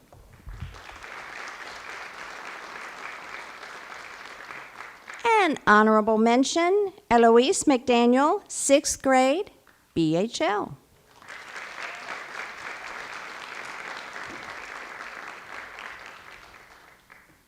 And finally, and we'll ask these guys, since they're from high school, to stand behind. In art, first place, S.K. Hodges, Cedar Shoals. And in second place, Annie Carson, Clark Central. And finally, in writing, first place was also a tie, too close for the judges to call. First place, winner number 1, Mary Wicker, Clark Central.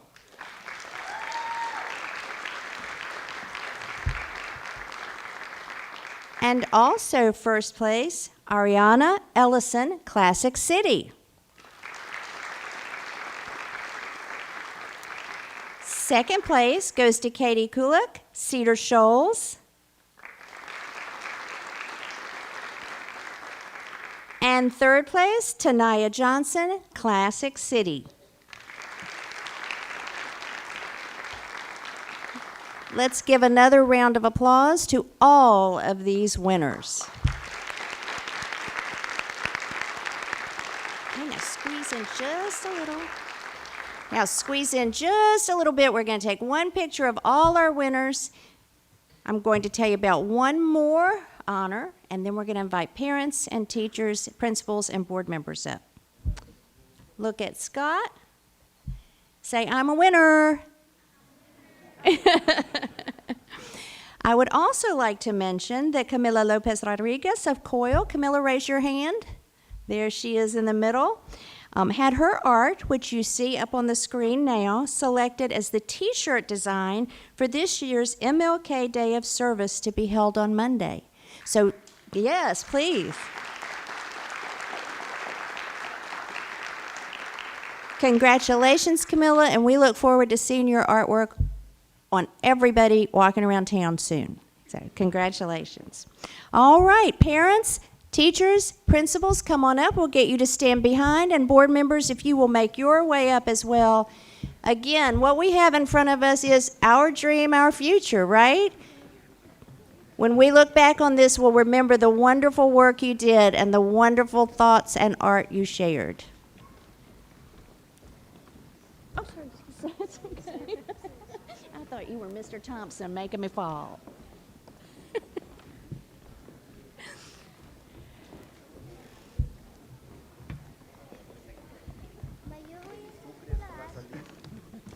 Is Hina here? Do you see Hina? Do you see Hina? Huh? She's. All right.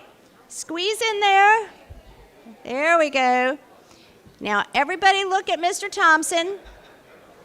If you can't see him, he can't see you. So kind of position and put your head around, or there you go, kneel down, be creative. And we will see many of you tomorrow. So look at Mr. Thompson and say 1, 2, 3, yes. Yes. Congratulations and thank you for coming. Now, you do not have to stay. You are welcome to, but you can make your way out whenever you please. Thank you so much.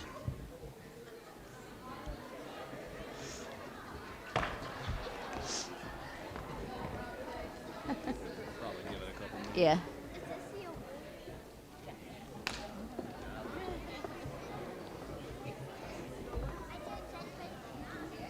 Do you want to make one more call to get their certificates over Yes. there. I think a couple of them. Okay.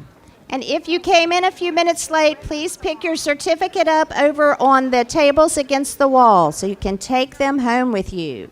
Thank you. We're going to give it just a minute or two to clear out. It was fast. Hi.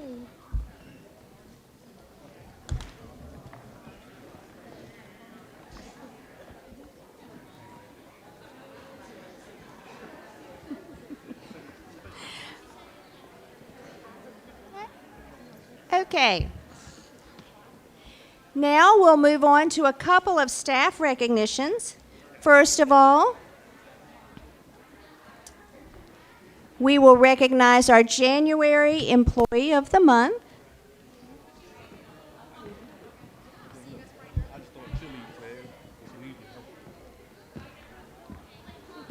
Thank you so much.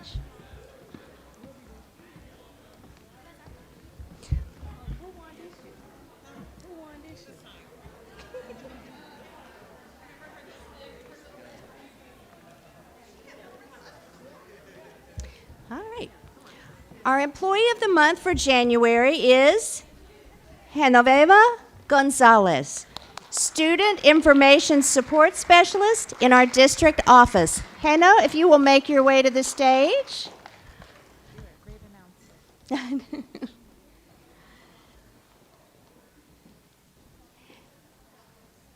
Just stand right up there. We're going to make you uncomfortable for just a minute. Heno is a little shy of being recognized for her excellence, but it is something that should happen very regularly, as you will soon hear. That right there is fine. Ms. Gonzalez has worked for CCSD since 2007 and has been with the Office of Information Support Services for 13 years. She is one of the many CCSD employees whose tireless behind-the-scenes work is invaluable and keeps our operations flowing smoothly, but she has really excelled recently.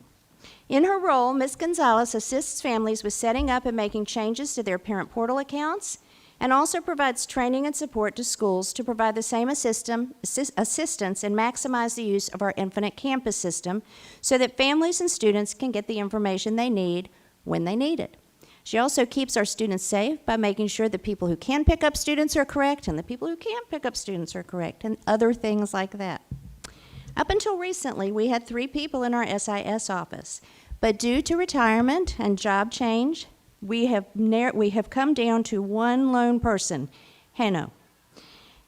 Now, you would think that would be really tough, and I'm sure when we talk to Heno after this, she will say, yes, it has been very tough, but I am here to tell you that Ms. Gonzalez has picked up the slack and maintained the office's standard of consistently excellent customer service while we work hard to get her some help, and her efforts have not gone unnoticed. She was nominated by one of our building leaders, Ms. Jessie Draper of Classic City High School, who praised her for taking on the extra responsibilities and working almost around the clock, literally, to ensure every school is supported with very little delay time. I could not be more appreciative of her patience, flexibility, professionalism, and dedication to CCSD, Ms. Draper said. J.J. Harris Elementary Principal added, Heno is such a shining star in our district. She is always kind, helpful, and timely with her support for schools. She is extremely knowledgeable. I have learned so much from her in my years in the district. Howard B. Stroud Elementary Secretary Lauren Cunningham and Winterville Elementary Secretary Toria Johnson were among those who thanked Ms. Gonzalez as well for helping our student information system run smoothly and being consistently helpful, responsive, and supportive. At this time, please join me in congratulating and thanking our Employee of the Month, Heno Gonzalez.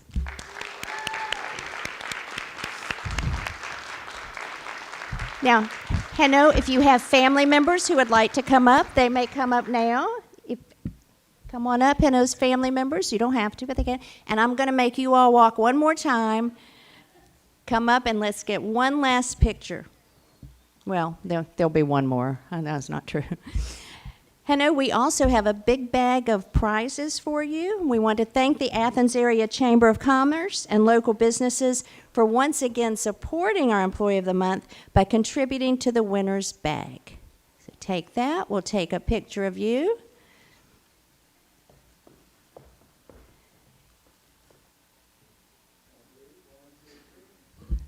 Okay, board members, if you'll come on in and surround Hanno. It's heavy, isn't it? I know, you're going to have somebody carry that out for you.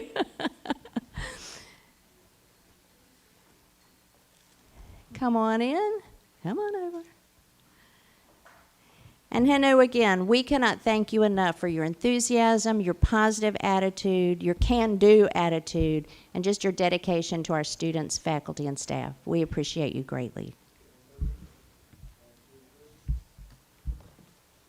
Thank you.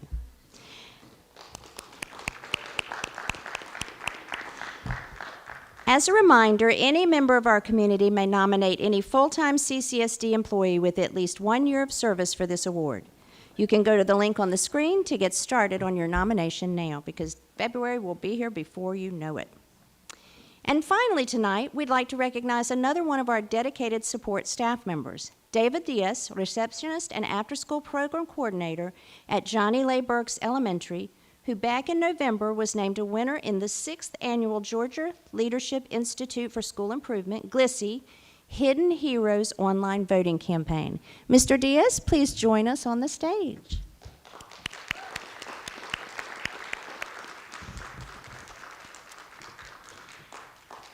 This campaign seeks to shine a light on the future-focused work that education professionals across our state do each day for the next generation of thinkers, learners, and leaders. Those nominated by families, school staff, students, and community members include teachers, coaches, administrators, and every support staff role you can think of, from counselors and nurses to custodians and bus drivers, school resource officers, nutrition workers, and more. This past year, there was a record-breaking 187 nominees across Georgia, including 7 from CCSD, and more than 58,000 online votes were cast. Mr. Diaz was one of the top 3 vote-getters in GLISSE's northern region and was among 9 hidden heroes across the state to receive a cash award. He will be recognized on the statewide stage later this month during the Georgia Chamber of Commerce Eggs and Issues Breakfast at Mercedes-Benz Stadium in Atlanta. GLISSE representatives presented Mr. Diaz with his $500 check at Burks Elementary last month, right before the winter break. And we're pleased tonight to be joined by Ms. Dr. Jenny Welch, Chief Strategy and Growth Officer representing GLISSE.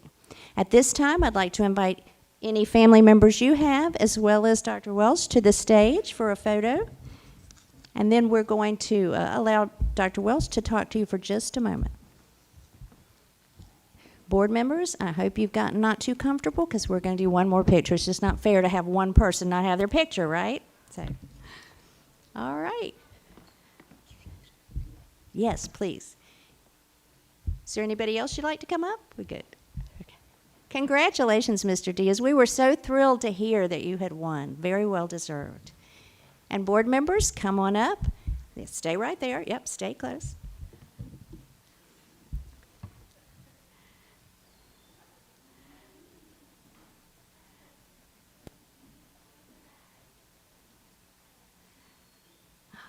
All right, now that's a good looking picture.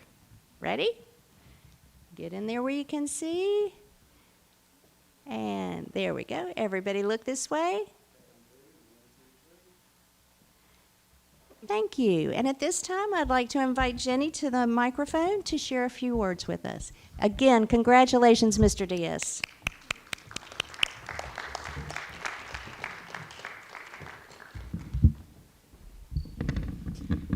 Good evening to the board. It's good to see you all tonight. The only thing I'll add to Cindy's remarks is I had the pleasure a couple years ago of supporting the development of your strategic plan. And when I think about the nomination that we received, and I'll read just a quote in a moment from that, it speaks to me to be at the heart of your 3 priorities around connected culture, optimized talent, and thriving students. In the nomination for Mr. Diaz, the nominator wrote, "Teachers know they can count on Mr. Diaz for help. Parents trust him to care for their children, and students look up to him as a role model. He brings people together and fosters a sense of community that makes Berks feel like a second home. And I know you have so many more hidden heroes in your school district, but when I think about what your vision is, to be a high-performing school district that ensures all students can access opportunities and positively contribute to their communities, I'm just so proud of the system of this community and of Mr. Diaz for the work that he does every day on behalf of your students. So congratulations for all the work that you all are doing, and again, congratulations to Mr. Diaz. We're honored to recognize you as a hidden hero. Thank you. Thank you, and thank you for your patience. I know that was a lot of recognition, but I hope it reminds us why we do what we do. So thank you again for your attention and patience. Dr. Scott, that concludes our recognitions. I'll now turn it back over to the board for any recognitions that you would like to share. Thank you, Dr. Moore. And if there are attendees that were here exclusively for awards and recognition, you are welcome to leave. It will not offend our board members at all. Do other members of the board have any recognitions or awards that they would like to share with the community or board members? Ms. Bagby? I have an acknowledgement because Dr. Martin Luther King Jr.'s birthday is today, and my grandmother was born on this day in 1900, and he was born in 1939. And his wife, Coretta Scott King, was 2 years older than he was, but she was born on a good day as well because her birthday is April the 27th. And I felt like that was a good day because Ulysses S. Grant's birthday was April the 27th as well. And I felt like if he could march into battle for our freedoms, and she could walk and march with her husband, that's a good day to fight. So I just want to acknowledge those people and their bravery. My grandmother was a beautiful woman, and she had the gift of healing and just very lovely. And she also was creative, and she made flowers, created flowers out of tissue papers to help pay for her house. So she was industrious as well. So those are my acknowledgments. Thank you. Okay. Thank you, Ms. Bagby. Others? Ms. Hall? So not an acknowledgement for an award, but more of an announcement. I'm in my second term, and I would like to announce that I'll be resigning from the board effective June 30th, 2026. I've enjoyed the great work of sitting in this seat, but feel like there's more to do in this great work of education reform. So wanted to announce that so that we can have time to just prepare, and thank you all for being my colleagues and allowing me to serve in this seat. Thank the community as well. Thank you, Ms. Hall. Okay, other announcements, presentation, or recognitions? Okay. And just as an FYI to the community, based on Ms. Hull's announcement, we do plan on moving forward with special election in March. So if there are community members who represent her district or... And it will actually be in November, according to your local legislation. And you will appoint, the board will appoint someone to fill the vacancy between the effective date of resignation and the date someone is elected, qualifies, and takes their seat in November. Thank you. I really appreciate you doing that because that's what you get paid for and not me. All right. Any other announcements? Okay. So we will now move forward with our public comments, and we do have one public comment. I have this long script, but I don't know where it is. So, oh, hold on. I got it. Yep. All right, so before we begin public comment, I'd like to share a brief reminder of our guidelines under policy BCBI. Each speaker will have up to 3 minutes, and remarks must conclude when time expires. Signs, flags, and banners are not permitted in the meeting room. Public comment is limited to Clark County residents, representatives of Clark County businesses or organizations, parents or guardians of CCSD students, and district employees. Speakers may provide printed or supporting materials, but please give those to the superintendent or their designee for distribution. And please remember that issues involving individual employees or students, as well as pending litigation, cannot be discussed during public comment. Further, to protect student privacy, we also ask that speakers refrain from identifying specific students by name.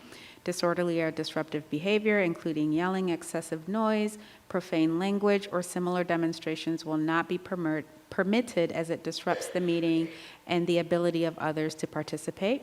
And per policy, the board will not respond to comments during public participation. The district may follow up within 10 working days if appropriate. And finally, no individual or group will face retaliation for speaking during public participation.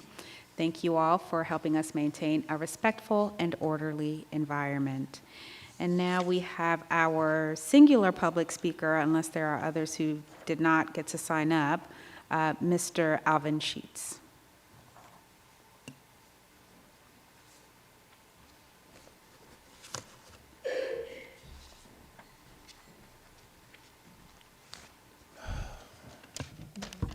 Good evening, Superintendent, President, school board representatives, and other esteemed individuals here tonight. Alvin Sheets, P.O. Box 5142, Athens, Georgia. I'm the son of a carpenter in more ways than one, so allow me to frame this up before I get into it. I won't be long. In 1944, the evil of the land at that time caused the death of little George Steeney, Jr., who was an African-American black boy, barely 90 pounds, who was wrongfully executed at the tender age of 14 after being convicted during an unfair trial for the murders of two white girls, 11 years old and 8 years old, in his hometown of Alcula, South Carolina, without parent or guardian or legal representation, railroaded to the electric chair. Considering the times as they are now, I truly hope you understand what I'm about to say. Little George was born in October 21st, 1929 in Pinewood, South Carolina. Died June 16th, 1944 at the tender age of 14.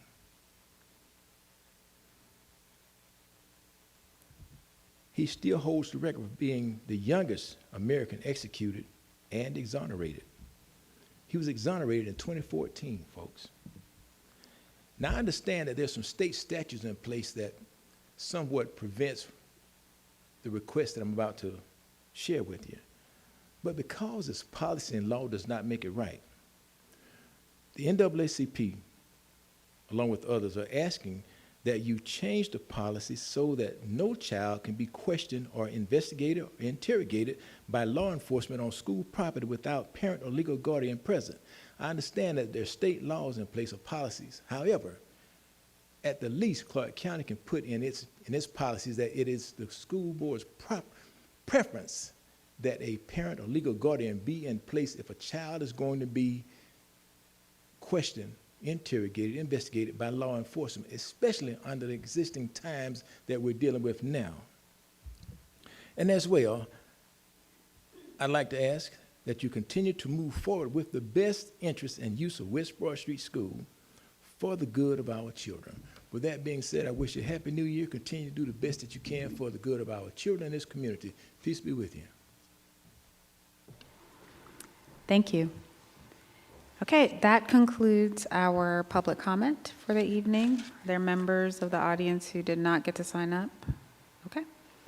We will now move forward with item 6 to adopt the agenda as presented. So moved. Second. Okay, motion made by Dr. Yeager and seconded by Ms. Hall. All in favor of adopting the agenda as presented, please raise your hand and say aye. Aye. Okay, that motion passes unanimously. Okay, now we are at item 7, the consent agenda, which includes several board policies, a work session, field trips, and the early Head Start plan and selection criteria. As a reminder to the community, these items were discussed and agreed upon to be voted on collectively during the work session. I need a motion on the floor. I move to accept the consent agenda. Second.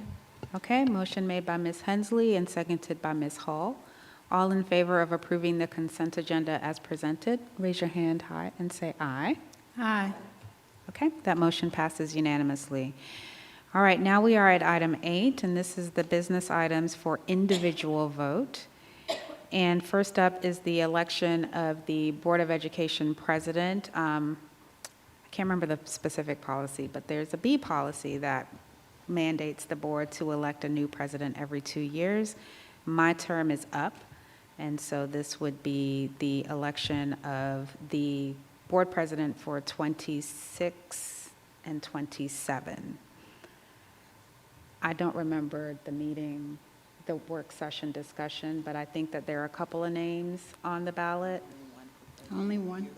Oh, okay. Wait, I thought there were two. Yes, Dr. Anderson, president, and Dr. Evans, vice president. Oh, okay, so there's only one name for each. That's right. I'm sorry, I missed that somehow. I thought there were two. Okay. So does that, okay, so then that doesn't require discussion or just a motion? Okay, okay. I need a motion. I move that we elect Dr. Anderson as president, and, no, do we have to vote? I think we have to vote to suspend the rules. No? We No? just vote? Oh, okay. Oh, okay. I move that we vote. Should she carry Second. the election? I'm sorry, Ms. Davis? No, I was curious. Can you turn on your mic? Oh, I was asking, is it appropriate for you to carry the vote, or should someone else carry the vote since you're the nominee? I think Dr. Gant. I don't know. What am I doing? I'm Carrying the sorry. vote. Carrying the vote. Okay, we have a motion on the table, right? I get. And a second. All in favor? Is this for We Dr.? need a second. Oh, is there a second? I second. So Dr. Hull is our second. All in favor of approving Dr. Anderson as president? If you would, raise your hands and say aye. Aye. Aye. Okay. Any abstain and any opposed? first. Okay. Dr. Anderson, you vote. Did you vote? Do I have to vote for, do No, you you don't vote have for to. yourself? You Doesn't can. that seem like a conflict of interest, or do you vote, No, does you one can vote for yourself. themselves? You certainly can, you don't have to. If I you would prefer rather to abstain. So an That just seems abstain? weird. Okay. Okay.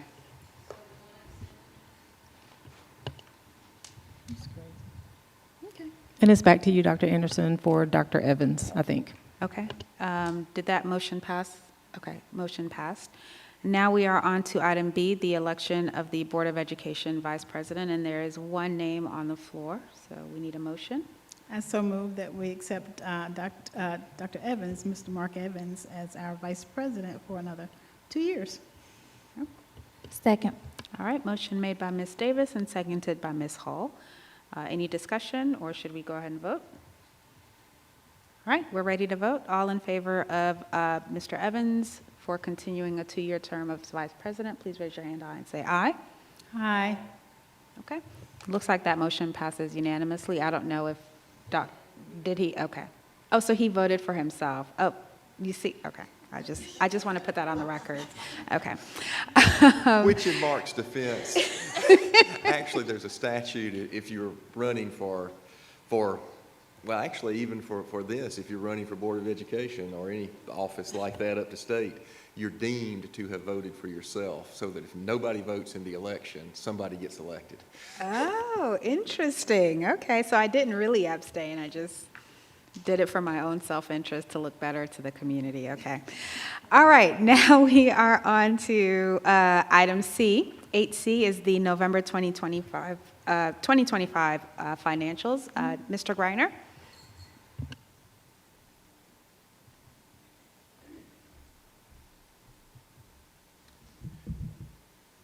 All right, thank you, Dr. Anderson. Members of the board, y'all have the November 30th financials in front of you. This is, of course, year-to-date 5 months. I'll take those off and just look at the screen. Our budgeted revenue through November was $152 million. We were about $700,000 higher than that, so $152.7 million. Actual expenditures budgeted at 93,750,000. We were right at about 92.7 million. So good trends there. Again, these are based on historical trends, so there's always going to be some fluctuations. Met with Dr. Scott this week in our one-on-one, told her everything. Everything. Our trends all look good at this point in time of the year. Keeping in mind our fund balance, almost 114 million into November. December will be about the same. I finished the December financials today.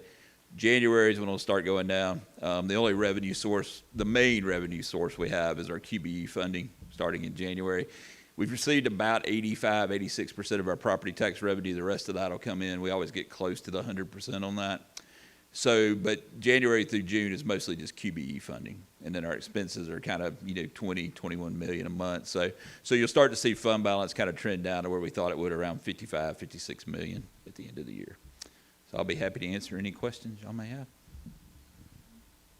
Thank you, Mr. Griner. Are there questions? Okay, seeing none, I guess you are dismissed. All right, thank y'all. Appreciate Thank it. you so much, Mr. Griner. All right, and now we have the, so we need to vote on the November 25 financials. I make a motion for us to accept the current financials. Second.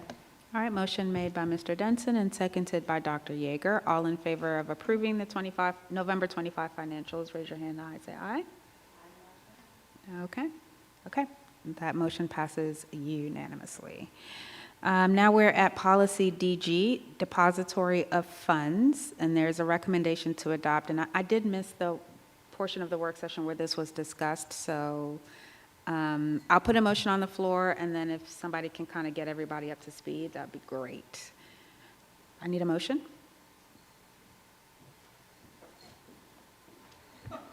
I'll make a motion for us to hold this item till next month so we can get some clarification on the concerns that Ms. Davis brought up.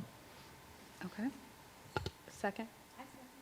All right, that motion is made by Mr. Denson and seconded by Ms. Davis, and this is to table this item until more information is provided to the board. Is that correct?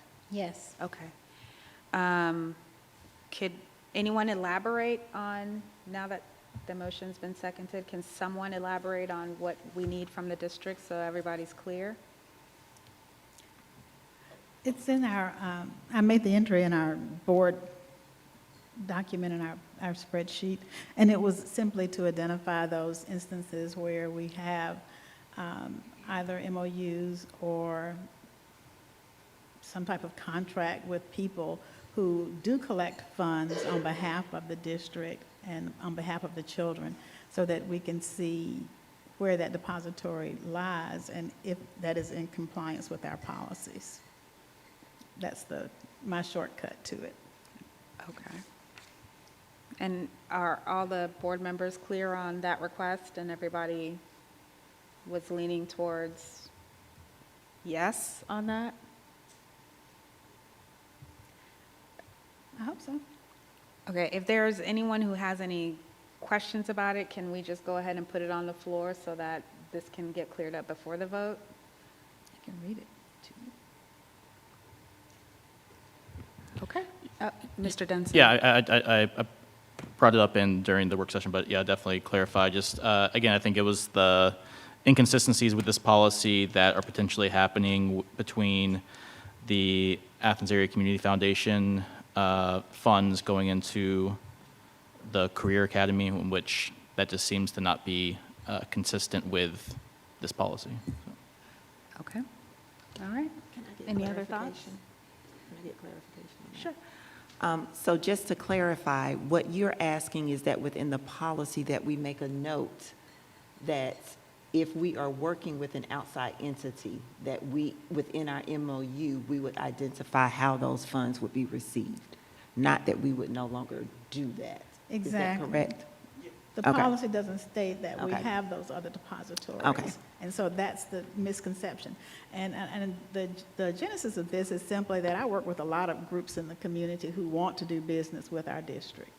And they cannot seem to break through this gap of how did they get a contract, how did they get an MOU, how did they get to those places of actually sitting at the table and negotiating as some other entities do. And so I just need for the policy to be consistent and more transparent in terms of that happening.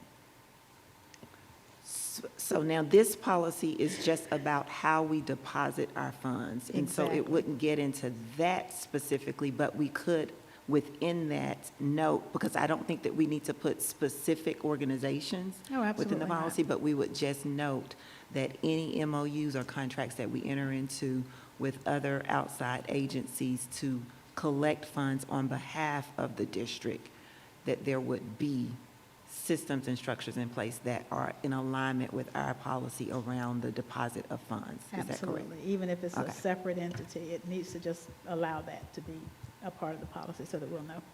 So, Mr. Griner, are you clear on that? I think so.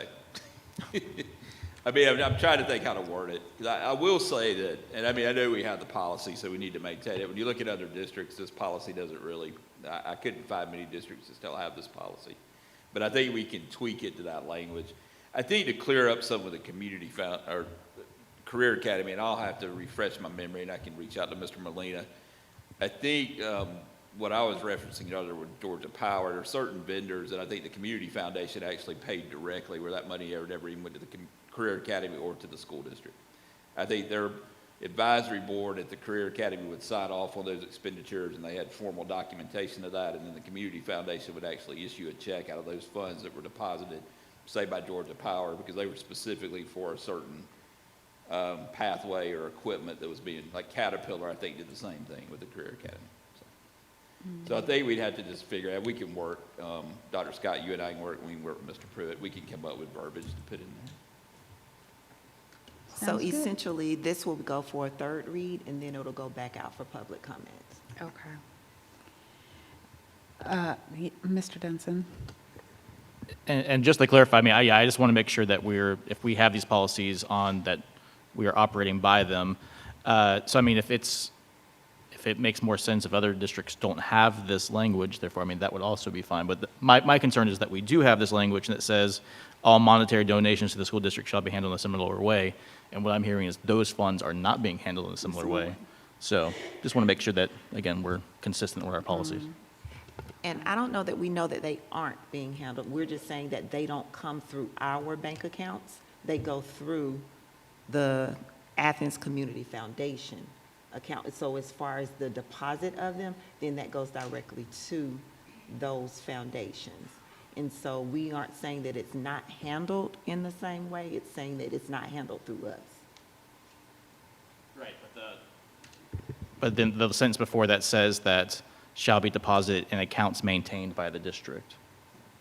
Yes, that's the rub. So it just doesn't sound like that number one, that process, which I don't think there's anything wrong with that process. It's just, it doesn't sound like it necessarily fits into that policy language. So basically noting that that's the exception.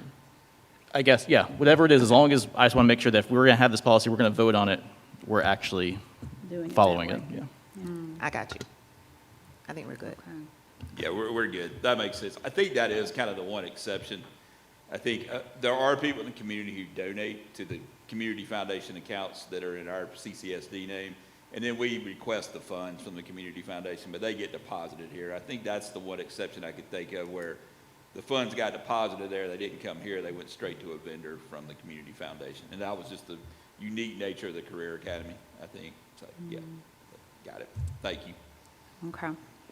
So everyone is fully aware of what needs to happen for the third read? Is that? I won't know until I see it. Okay. I followed along kind of loosely. I think I understand, but hopefully the district understands, because that's ultimately who's going to present the third read policy. All right, other comments before we move on? Okay. So there's a motion to adopt. No, sorry, there is a motion to table this until the next meeting. However, this is a second read, right? So could we just put it back on the agenda for a third read rather than voting to table? Or are we voting to table? Okay, I got you. Okay, so there's a motion on the floor to table. There's a second. All in favor of tabling this agenda item for our February meeting, please raise your hand and say aye. Aye. Okay, it looks like that motion passes unanimously. I think so. Okay, the next item is E, 8E, and this is the Georgia Department of Education Mental Health Grant Provider RFP contract. Yeah, so there seems to have been some questions. So first we need a motion. I move that we adopt the policy, I move that we vote on the Godot Mental Health Grant Provider RFP contract. Second. Okay, that motion's made by Ms. Hull and seconded by Ms. Dr. Yeager? Is it you? Okay, Dr. Yeager. Okay, so now it's open for questions, comments, thoughts. Dr. Gant? I had some questions, but I did get clarification with Dr. Scott, and then I'll follow up with the other ones. And I think I mentioned during the prior meeting, the work session, that I'll be abstaining, so I wanted to vote on it separately from consent. Gotcha. Okay. Due to conflict of interest. Okay. And other comments, thoughts, questions? Okay. All right, so that motion is on the floor to approve the Godot Mental Health Grant Provider RFP contract. All in favor of approving, please raise your hand and say aye. Aye. Okay, any noes and abstentions? Okay. All right, there's 7 yeses and an abstention? Okay, gotcha. Thank you, Ms. Palmer. Okay, now we are at the personnel, 8F, to approve personnel as presented. Of course, there's no discussion, so I need a motion. I move that we approve the personnel. Second. All right, motion made by Dr. Yeager and seconded by Ms. Davis. All in favor of approving personnel as presented in our agenda, please raise your hand high and say aye. Aye. Okay. Motion passes unanimously. Now we are at item 9, and that is our presentations and discussions. And we have one presentation today regarding the West Broad Structural Engineer Report for the Campbell Lane, the Campbell Lane building. Okay, thank you, Dr. Anderson. So I'm going to ask that Janice Weaver come to provide us with that presentation. A lot shorter than everybody else. Good evening, nice to see everyone. I believe we're going to pull up that report from our investigation that we performed over the last couple of weeks. Please forgive me, I tend to be really nerdy, and I love numbers, and I love to talk about it, but sometimes people's eyes glaze over my excitement with it. So I'm sure all of you are aware the existing building was originally built in the late 1950s. It was a school for African American students. It evolved over the years, and up until about 15 years ago, it was active with a couple of different organizations. Since that time, 15 years ago, it's sat vacant. It's been used, as I understand, for storage and so forth, but ultimately has remained unused to its greatest capability. It's had a lot of damage that's been caused by vagrants entering the premises. So there's a lot of missing windows. We've had fire damage and so forth. So we were requested to come do an investigation, see how the building kind of stands from a structural standpoint. And the greatest investigation was really, can we reutilize this building for something better than taking up space?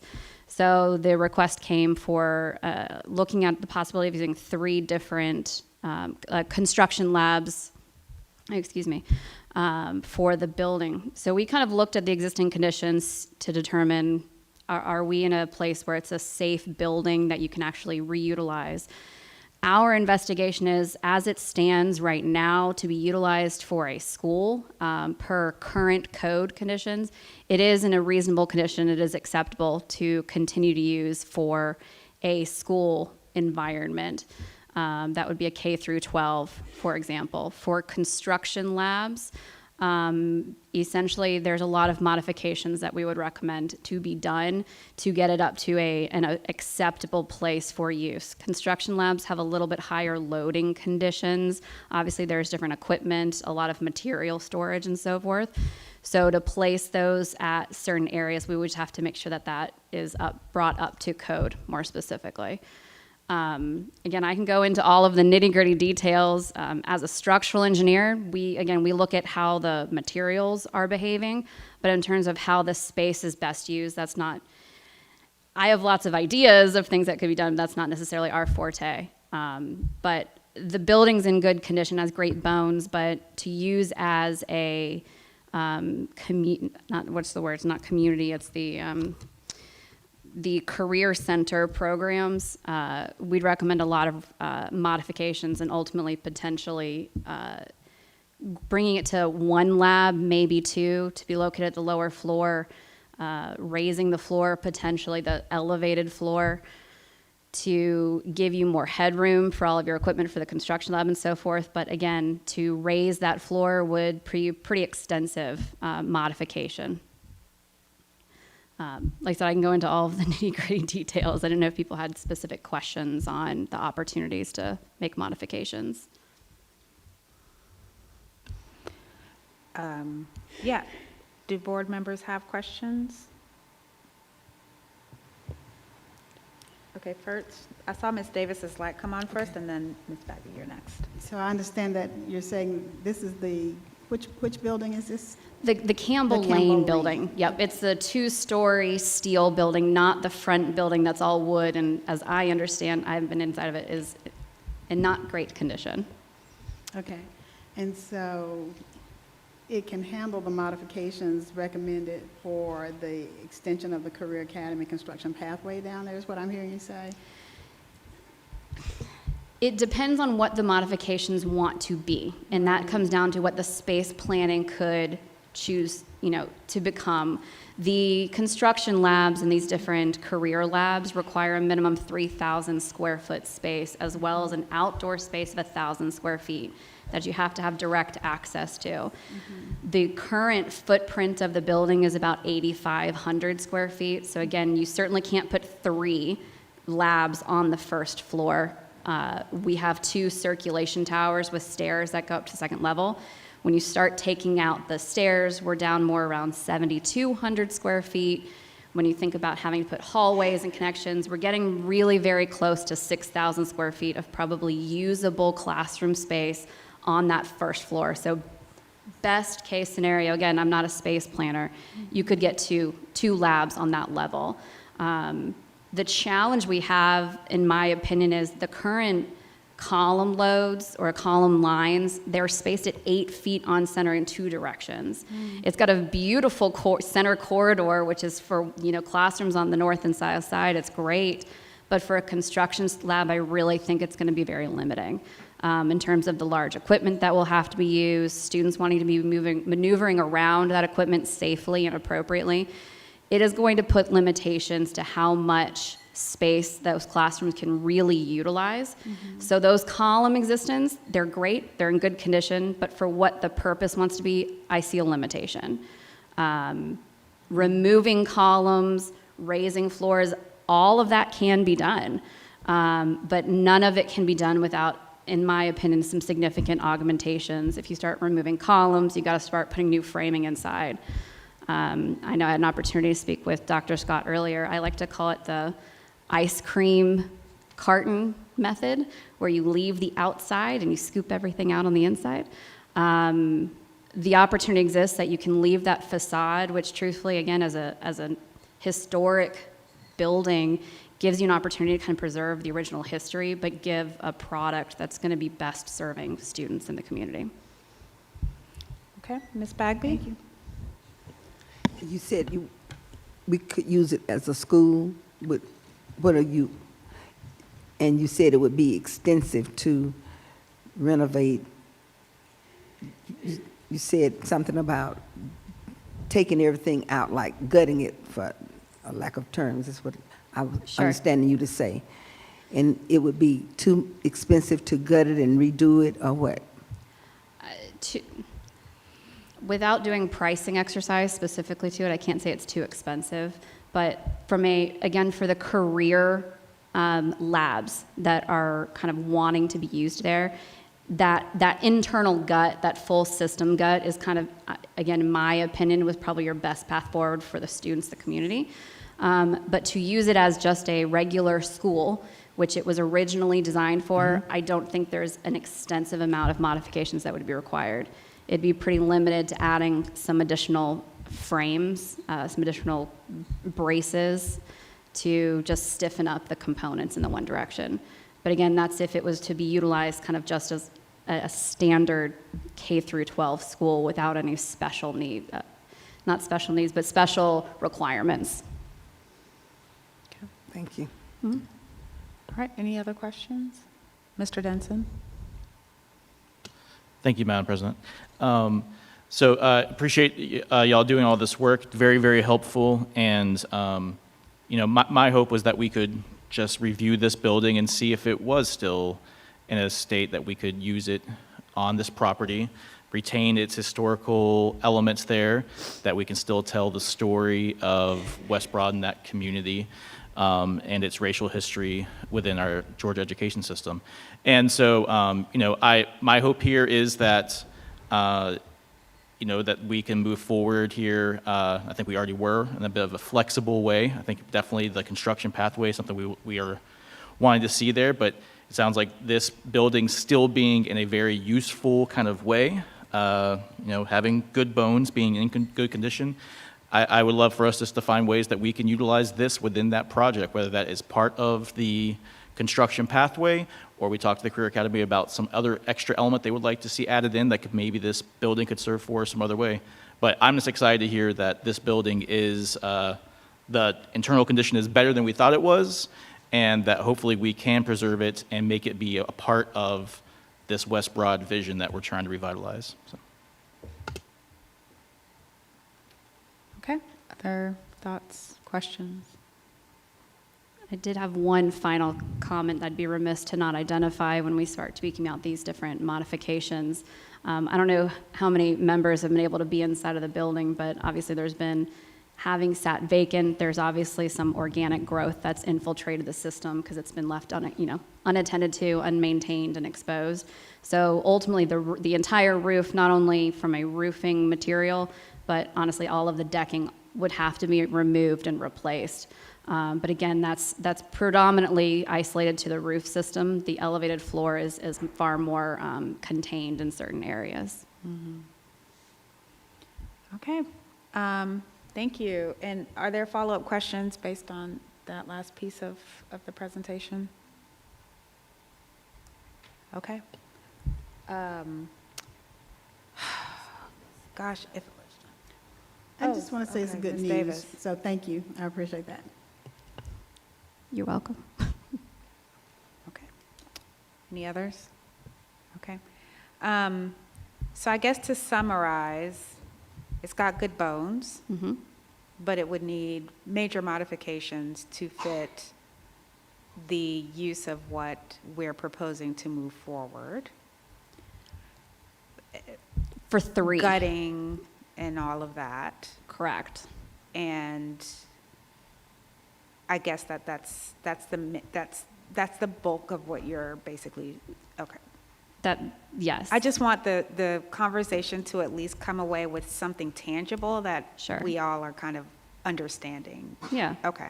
I would say to get the Career Academy lab spaces into this specific building is going to be a challenge to get more than a singular and low height, truthfully, component. The floor-to-floor height's only about 9.5 feet, and that's to underside of structure. It's not even considering all of the ductwork and the lighting and so forth that has to be considered.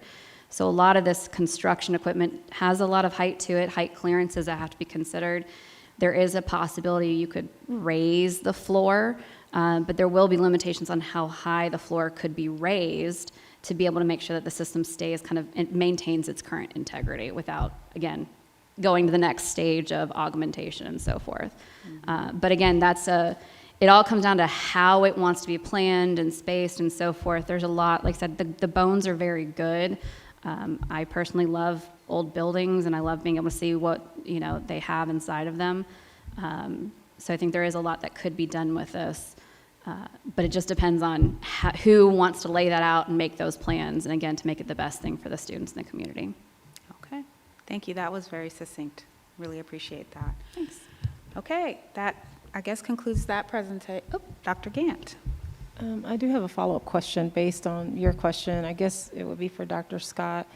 Where does that leave us with regards to, I know that there were not concrete plans, there were like ideas and sort of some brainstorming around what could be there, and where does that leave us in this process?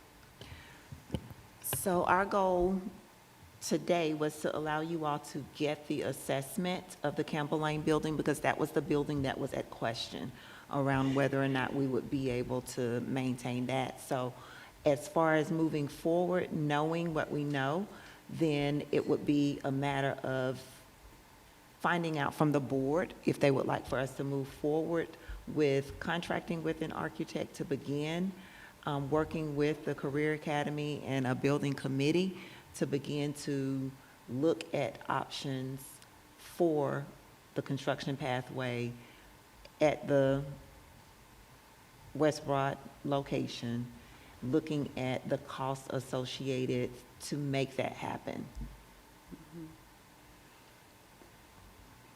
Could I interject and ask the board members what they think about perhaps in this discussion providing some advice to the district as to how we may want to move forward? Could I suggest something and then see what you all think about it? Okay. I like that, but I don't know if it's appropriate if this would be the time, but I'd also like to hear some of the ideas from the structural engineer. Said she had some ideas about how to lay things out and kind of know our thoughts. So any feedback or input that she would also be able to give, I think would be helpful. Okay. Do you have any?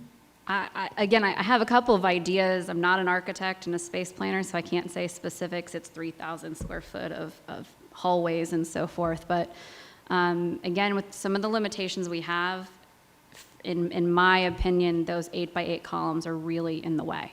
It's going to really cause some problems for any design professional to manage how we can lay out with something that's existing. It's always a challenge to fit inside of, it's a square peg, round hole kind of situation. So being able to create a space that is modifiable or creative enough for students and for a specific type of structure or use, such as a construction lab, not having the restrictions of those columns is it's a lot cleaner slate to be able to give us the product that is wanted. That would be my initial opinion. Again, there's opportunities that could exist where we could eliminate some columns from a structural standpoint, but when we start eliminating some of those columns, where we lead to is the other columns that will remain will require augmentation. So it's going to be on-site welding, additional material, shoring of the building, both interior, from a lateral standpoint, from a gravity standpoint. It could also lead us to needing to do stuff with the foundations. Now that's, underneath the floor, so now we're digging up even more and more. So when we start piecemealing and making changes to a small area, it's never just as easy as we're just going to take out one column. It's never as easy as that because of how it kind of trickles down from an effect. So that column spacing for me, that's my biggest challenge that I have. Again, I'm a structural engineer and I love everything to be routine and regular and spaced properly, but 8x8 is very, very limiting. Mm-hmm. Okay. Ms. Davis. So I honestly feel like I'm in a vacuum here, right? We have a building, we have a building that has deteriorated.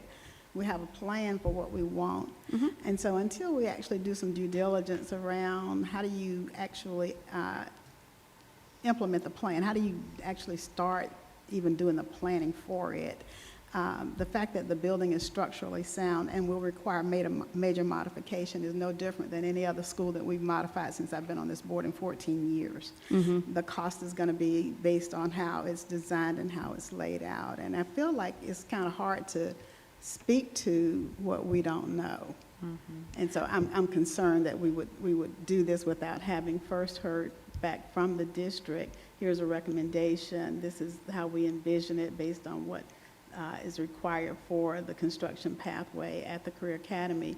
And at the very least, I think we can maybe make some visits to other career academies that already have this construction pathway to see how radically different we would have to be in order to execute on that. And then I would also remind us that we have a partner in the construction pathway if we are going to do that with Athens Tech, who already has facilities there. And so this might be an opportunity where we become hybrid and how we implement that. So I would rather we not speculate without having maybe another step in planning to say, here are the possibilities. That would be my recommendation and my request.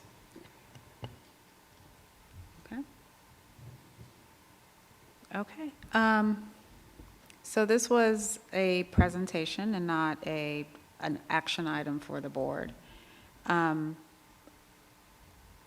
I think as sort of a pathway forward rather than just kind of leaving this here, a couple of suggestions that I've heard and that I would maybe also put forward is to provide an estimate for engaging an architect or a firm for planning and kind of getting maybe 2 or 3 concepts on the table that the board could look at to have some more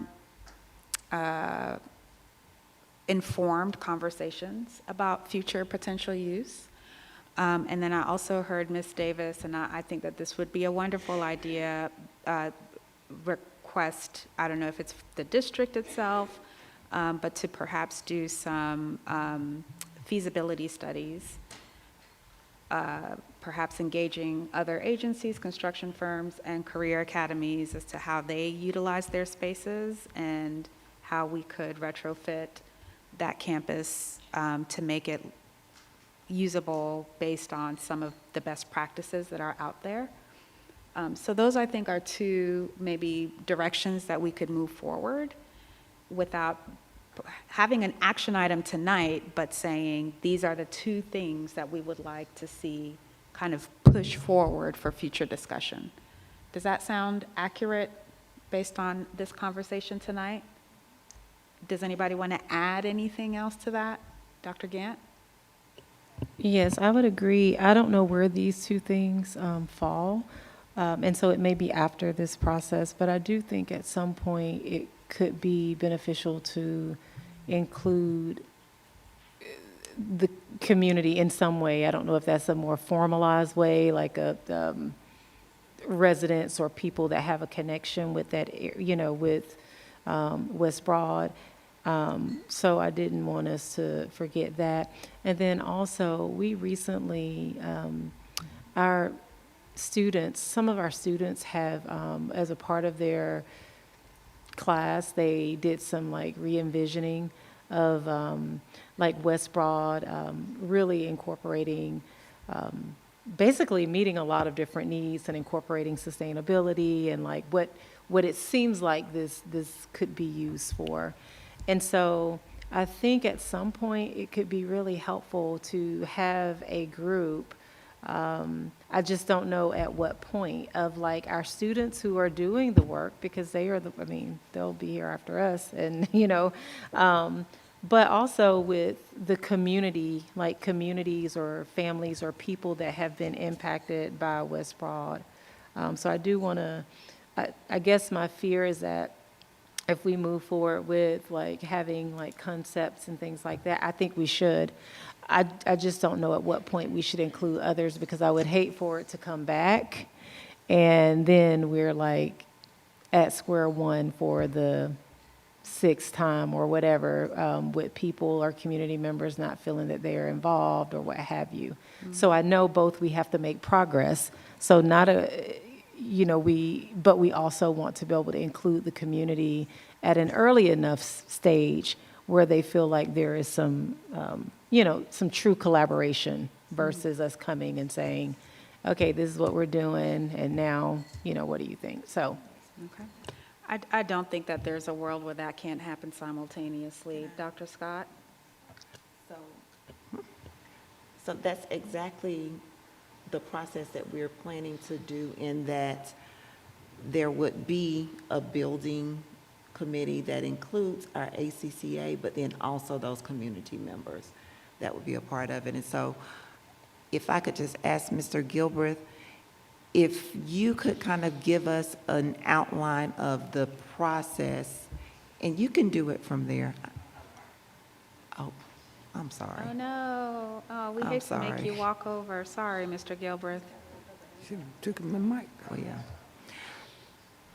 So with that, if you could just kind of give the step-by-step of how we typically, for any building project, the steps for that, the RFP for engaging an architect, but then also bringing in the school and the building committee as a team to begin to do the concepts, and they would have input at that point. Right. Well, we have an architect, a district architect that's done all of our projects to date. So they, you know, we can engage them as well. What typically happens is we would have, with the local building committee, we would meet. We actually would have a kind of a blank slate.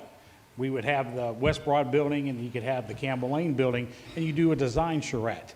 And so we have different building components that we put together, and we say, okay, make this work. So we actually let the building committee work and try to see what fits, and say, okay, we got to have this many parking spaces. We have to have this access for fire trucks and things like that. We have to have an outdoor canopy that connects to the building for the construction pathway. The construction pathway has 3,000 square feet. You got to be able to frame an 8-foot wall, stand things up. A drill press is this height. You know, so there's a bunch of different components that you're trying to build the concept for the plan. And you break up into groups. You let people work together. And then that way you come up with different concepts about what they want to do. And then the architect takes all that information back to their shop, and they kind of mold and tweak and see what's important, what they can do, what they can incorporate, and they come up with a couple of different options. So at that point, we would look to have a couple of options presented to the board, which would include pricing. So we would engage an estimator to say, okay, option one, here's what that would cost. Option two, here's what that would cost. And then here's what each, you know, of the different options would be. Okay. All right. Thank you for that clarification, Mr. Gilbreth. Did that help with your, okay. All right. So I think we can wrap that up with those couple of requests, engaging an architect for some concepts that we can have to tangibly discuss. The community committees would be involved in that envisioning process. And then at the same time, the district sort of doing some feasibility work on what are the best practices for construction pathways for career academies. So does that all sound great moving forward? Okay. Ms. Bagby. And when are we going to have input, public input, and ask the community to come and tell us what they want us to do with the property? Dr. Scott, would you like to respond? So that can be done through a couple of different ways. Number one, we wanted to make sure that there is representation on that committee of individuals who are directly connected with the West Broad Street School, but then also through the questionnaires or surveys that we put out, then we would be able to do that as well.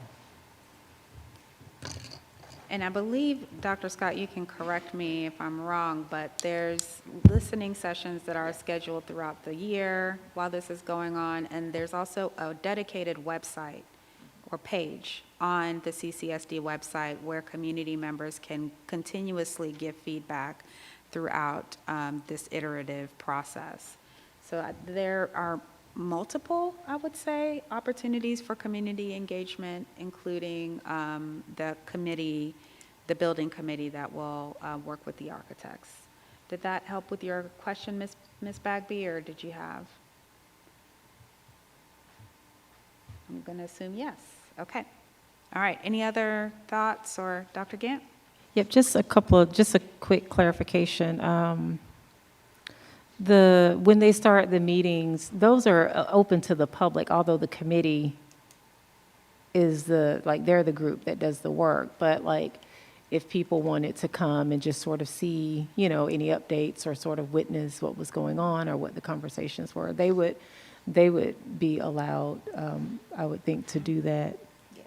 Okay. And then at what point, I know we're talking about the building itself, at what point does the district start to look at, like, we know the construction pathway, what all that entails? Like, are there going to be elements for, is it like a broad construction pathway? Are we going to be able to certify our students in a variety of different careers? I know we have the work of the sustainability committee and things like that. How do we incorporate that into the curriculum? I know that's not building related, but I guess it could have some implications. So at what point do we start to talk about like the operations and the curriculum? Mm-hmm.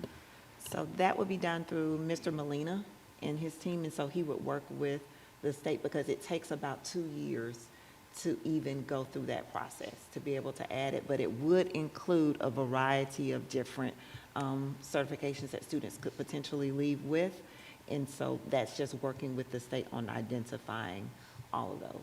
Okay, and that would be shared with the board, like that, Yes. those updates, so that, okay, thanks.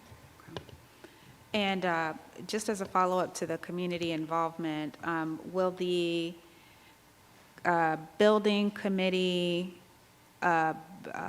meetings be included on that webpage and on the assembly agenda so that everyone is aware of when these meetings are happening? Yes, Okay. definitely included Okay. on the website. Okay. Okay, are there other questions, or Mr. Denson? It's on this topic. Could we have the survey responses that were going on during the first couple public meetings? Could we have those responses shared with the board so we could? Yes. Okay, that'd be great. Okay. All right. Now, I think we can wrap that up. Thank you so much, Ms. Weaver.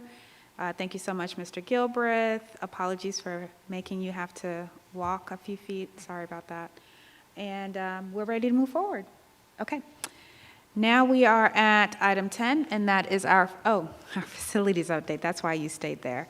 For our SPLOST monthly report and community oversight committee, Mr. Gilbreth. Yes, good evening. Primarily, we'll talk about gains tonight. We've got an interested party here to hear what's going on, and she's living it every day, so if I say something wrong, I'm sure she'll jump in and correct me. Roofing material is complete. You can see from the pictures they got some coping left to do, so on the existing building and on the new portions, they've got the new roof up, so we should be leak-free here going forward once we get everything buttoned up. This picture is of the new professional development space. They've got the space enclosed, roof on, and brick being installed. Next photo, Ms. Palmer. This is just a picture of the backside, so you can see the 3 additions that have been added to the A, B, and C wing. Those are enclosed, under roof, and they're starting the interior work on the inside. Again, this is just another photo kind of going around the building. And as we get down to C wing, you can see the next photo is the D wing expansion. So we're planning to pour this slab tomorrow afternoon, given the temperatures. So with the cold weather, we were trying to hold off on that. So we're kind of underway with this one. The completion date for this portion is May 1st.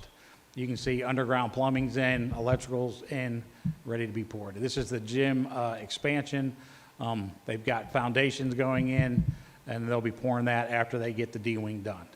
Again, this is just a kind of another overview, aerial view as well. This is an interior shot of professional development. Electrical's going in, drywall framing, HVAC, and another shot here as well.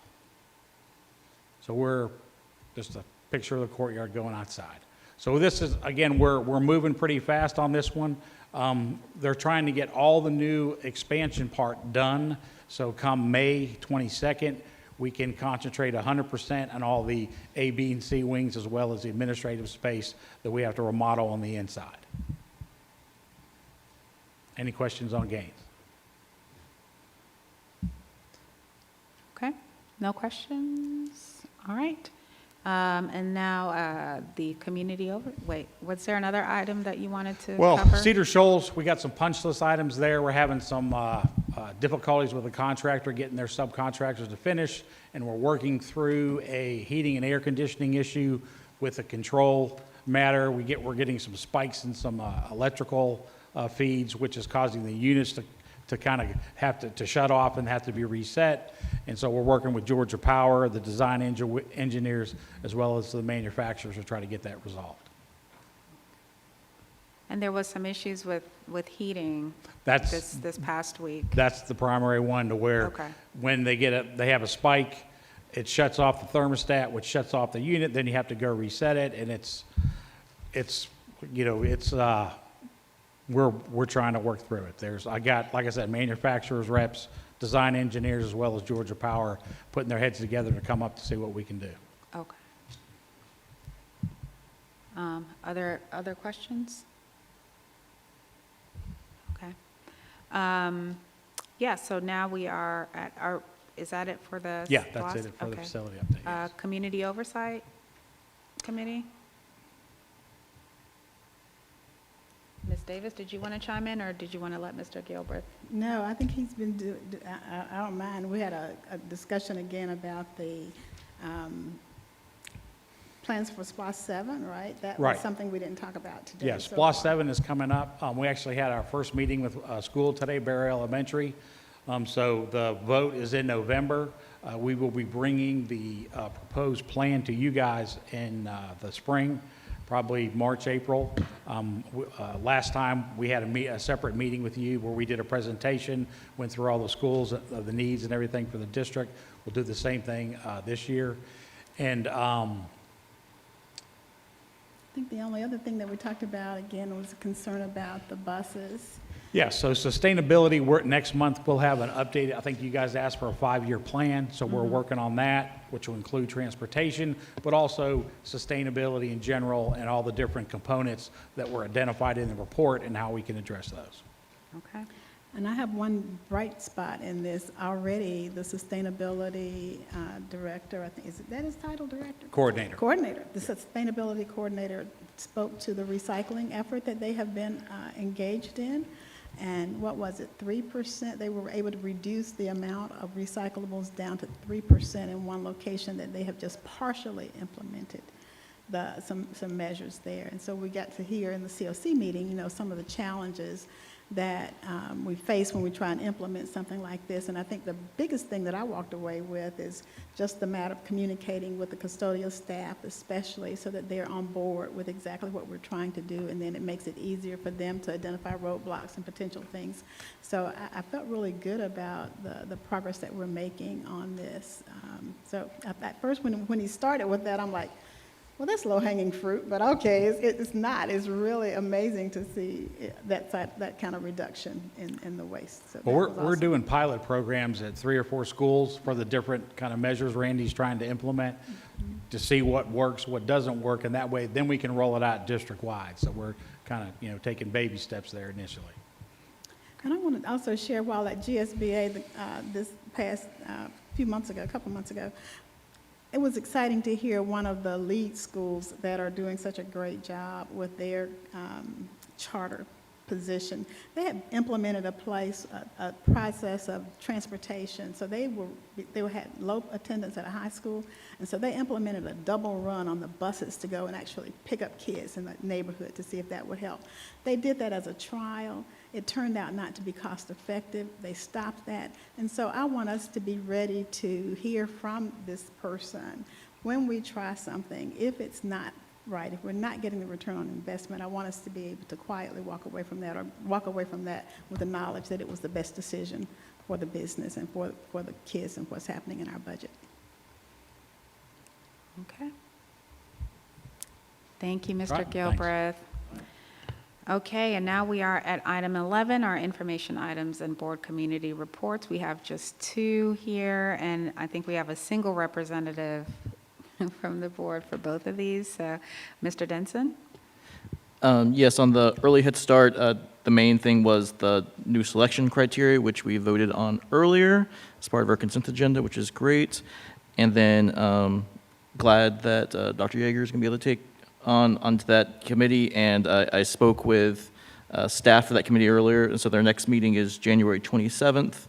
And I thought if possible, me and Dr. Yeager can both be on that meeting so we can have a bit of a warm handoff going into that.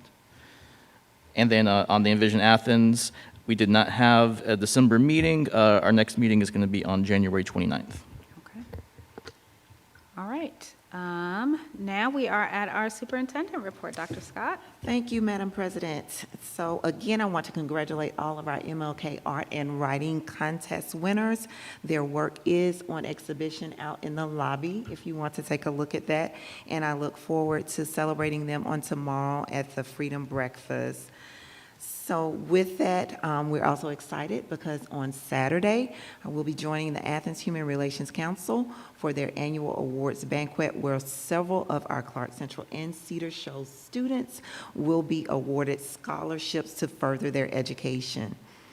Again, I want to congratulate Heno Gonzalez as our Employee of the Month and thank her for her hard work and dedication to Clark County School District.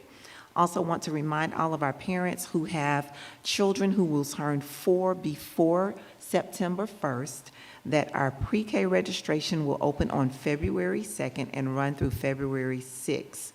The entire process is done online through the CCSD website, where they can find the list of documents that are needed in order to register successfully. This registration window gives you the best chance for your first choice of schools for your child's pre-K experience, and pre-K registration will continue beyond February 6th for any spaces that remain for our pre-K classrooms. Registration for all other students that are new to CCSD, whether at kindergarten through 12th grade for the 2026-2027 school year, will also open on February 2nd. And finally, I want to remind everyone that the district will be closed on Monday, January 19th, in recognition of Dr. Martin Luther King's birthday for MLK Day. With that, that concludes all of my announcements. Thank you, Dr. Scott. Okay, so we are, I think, at item 13 for adjournment. I need a motion. I so move. Somebody's got Second. a second. Okay. Motion made and seconded. All in favor, say aye. Aye. All right, motion passes and we are adjourned. We'll see you in February. Thank you so much, everyone. Thank you.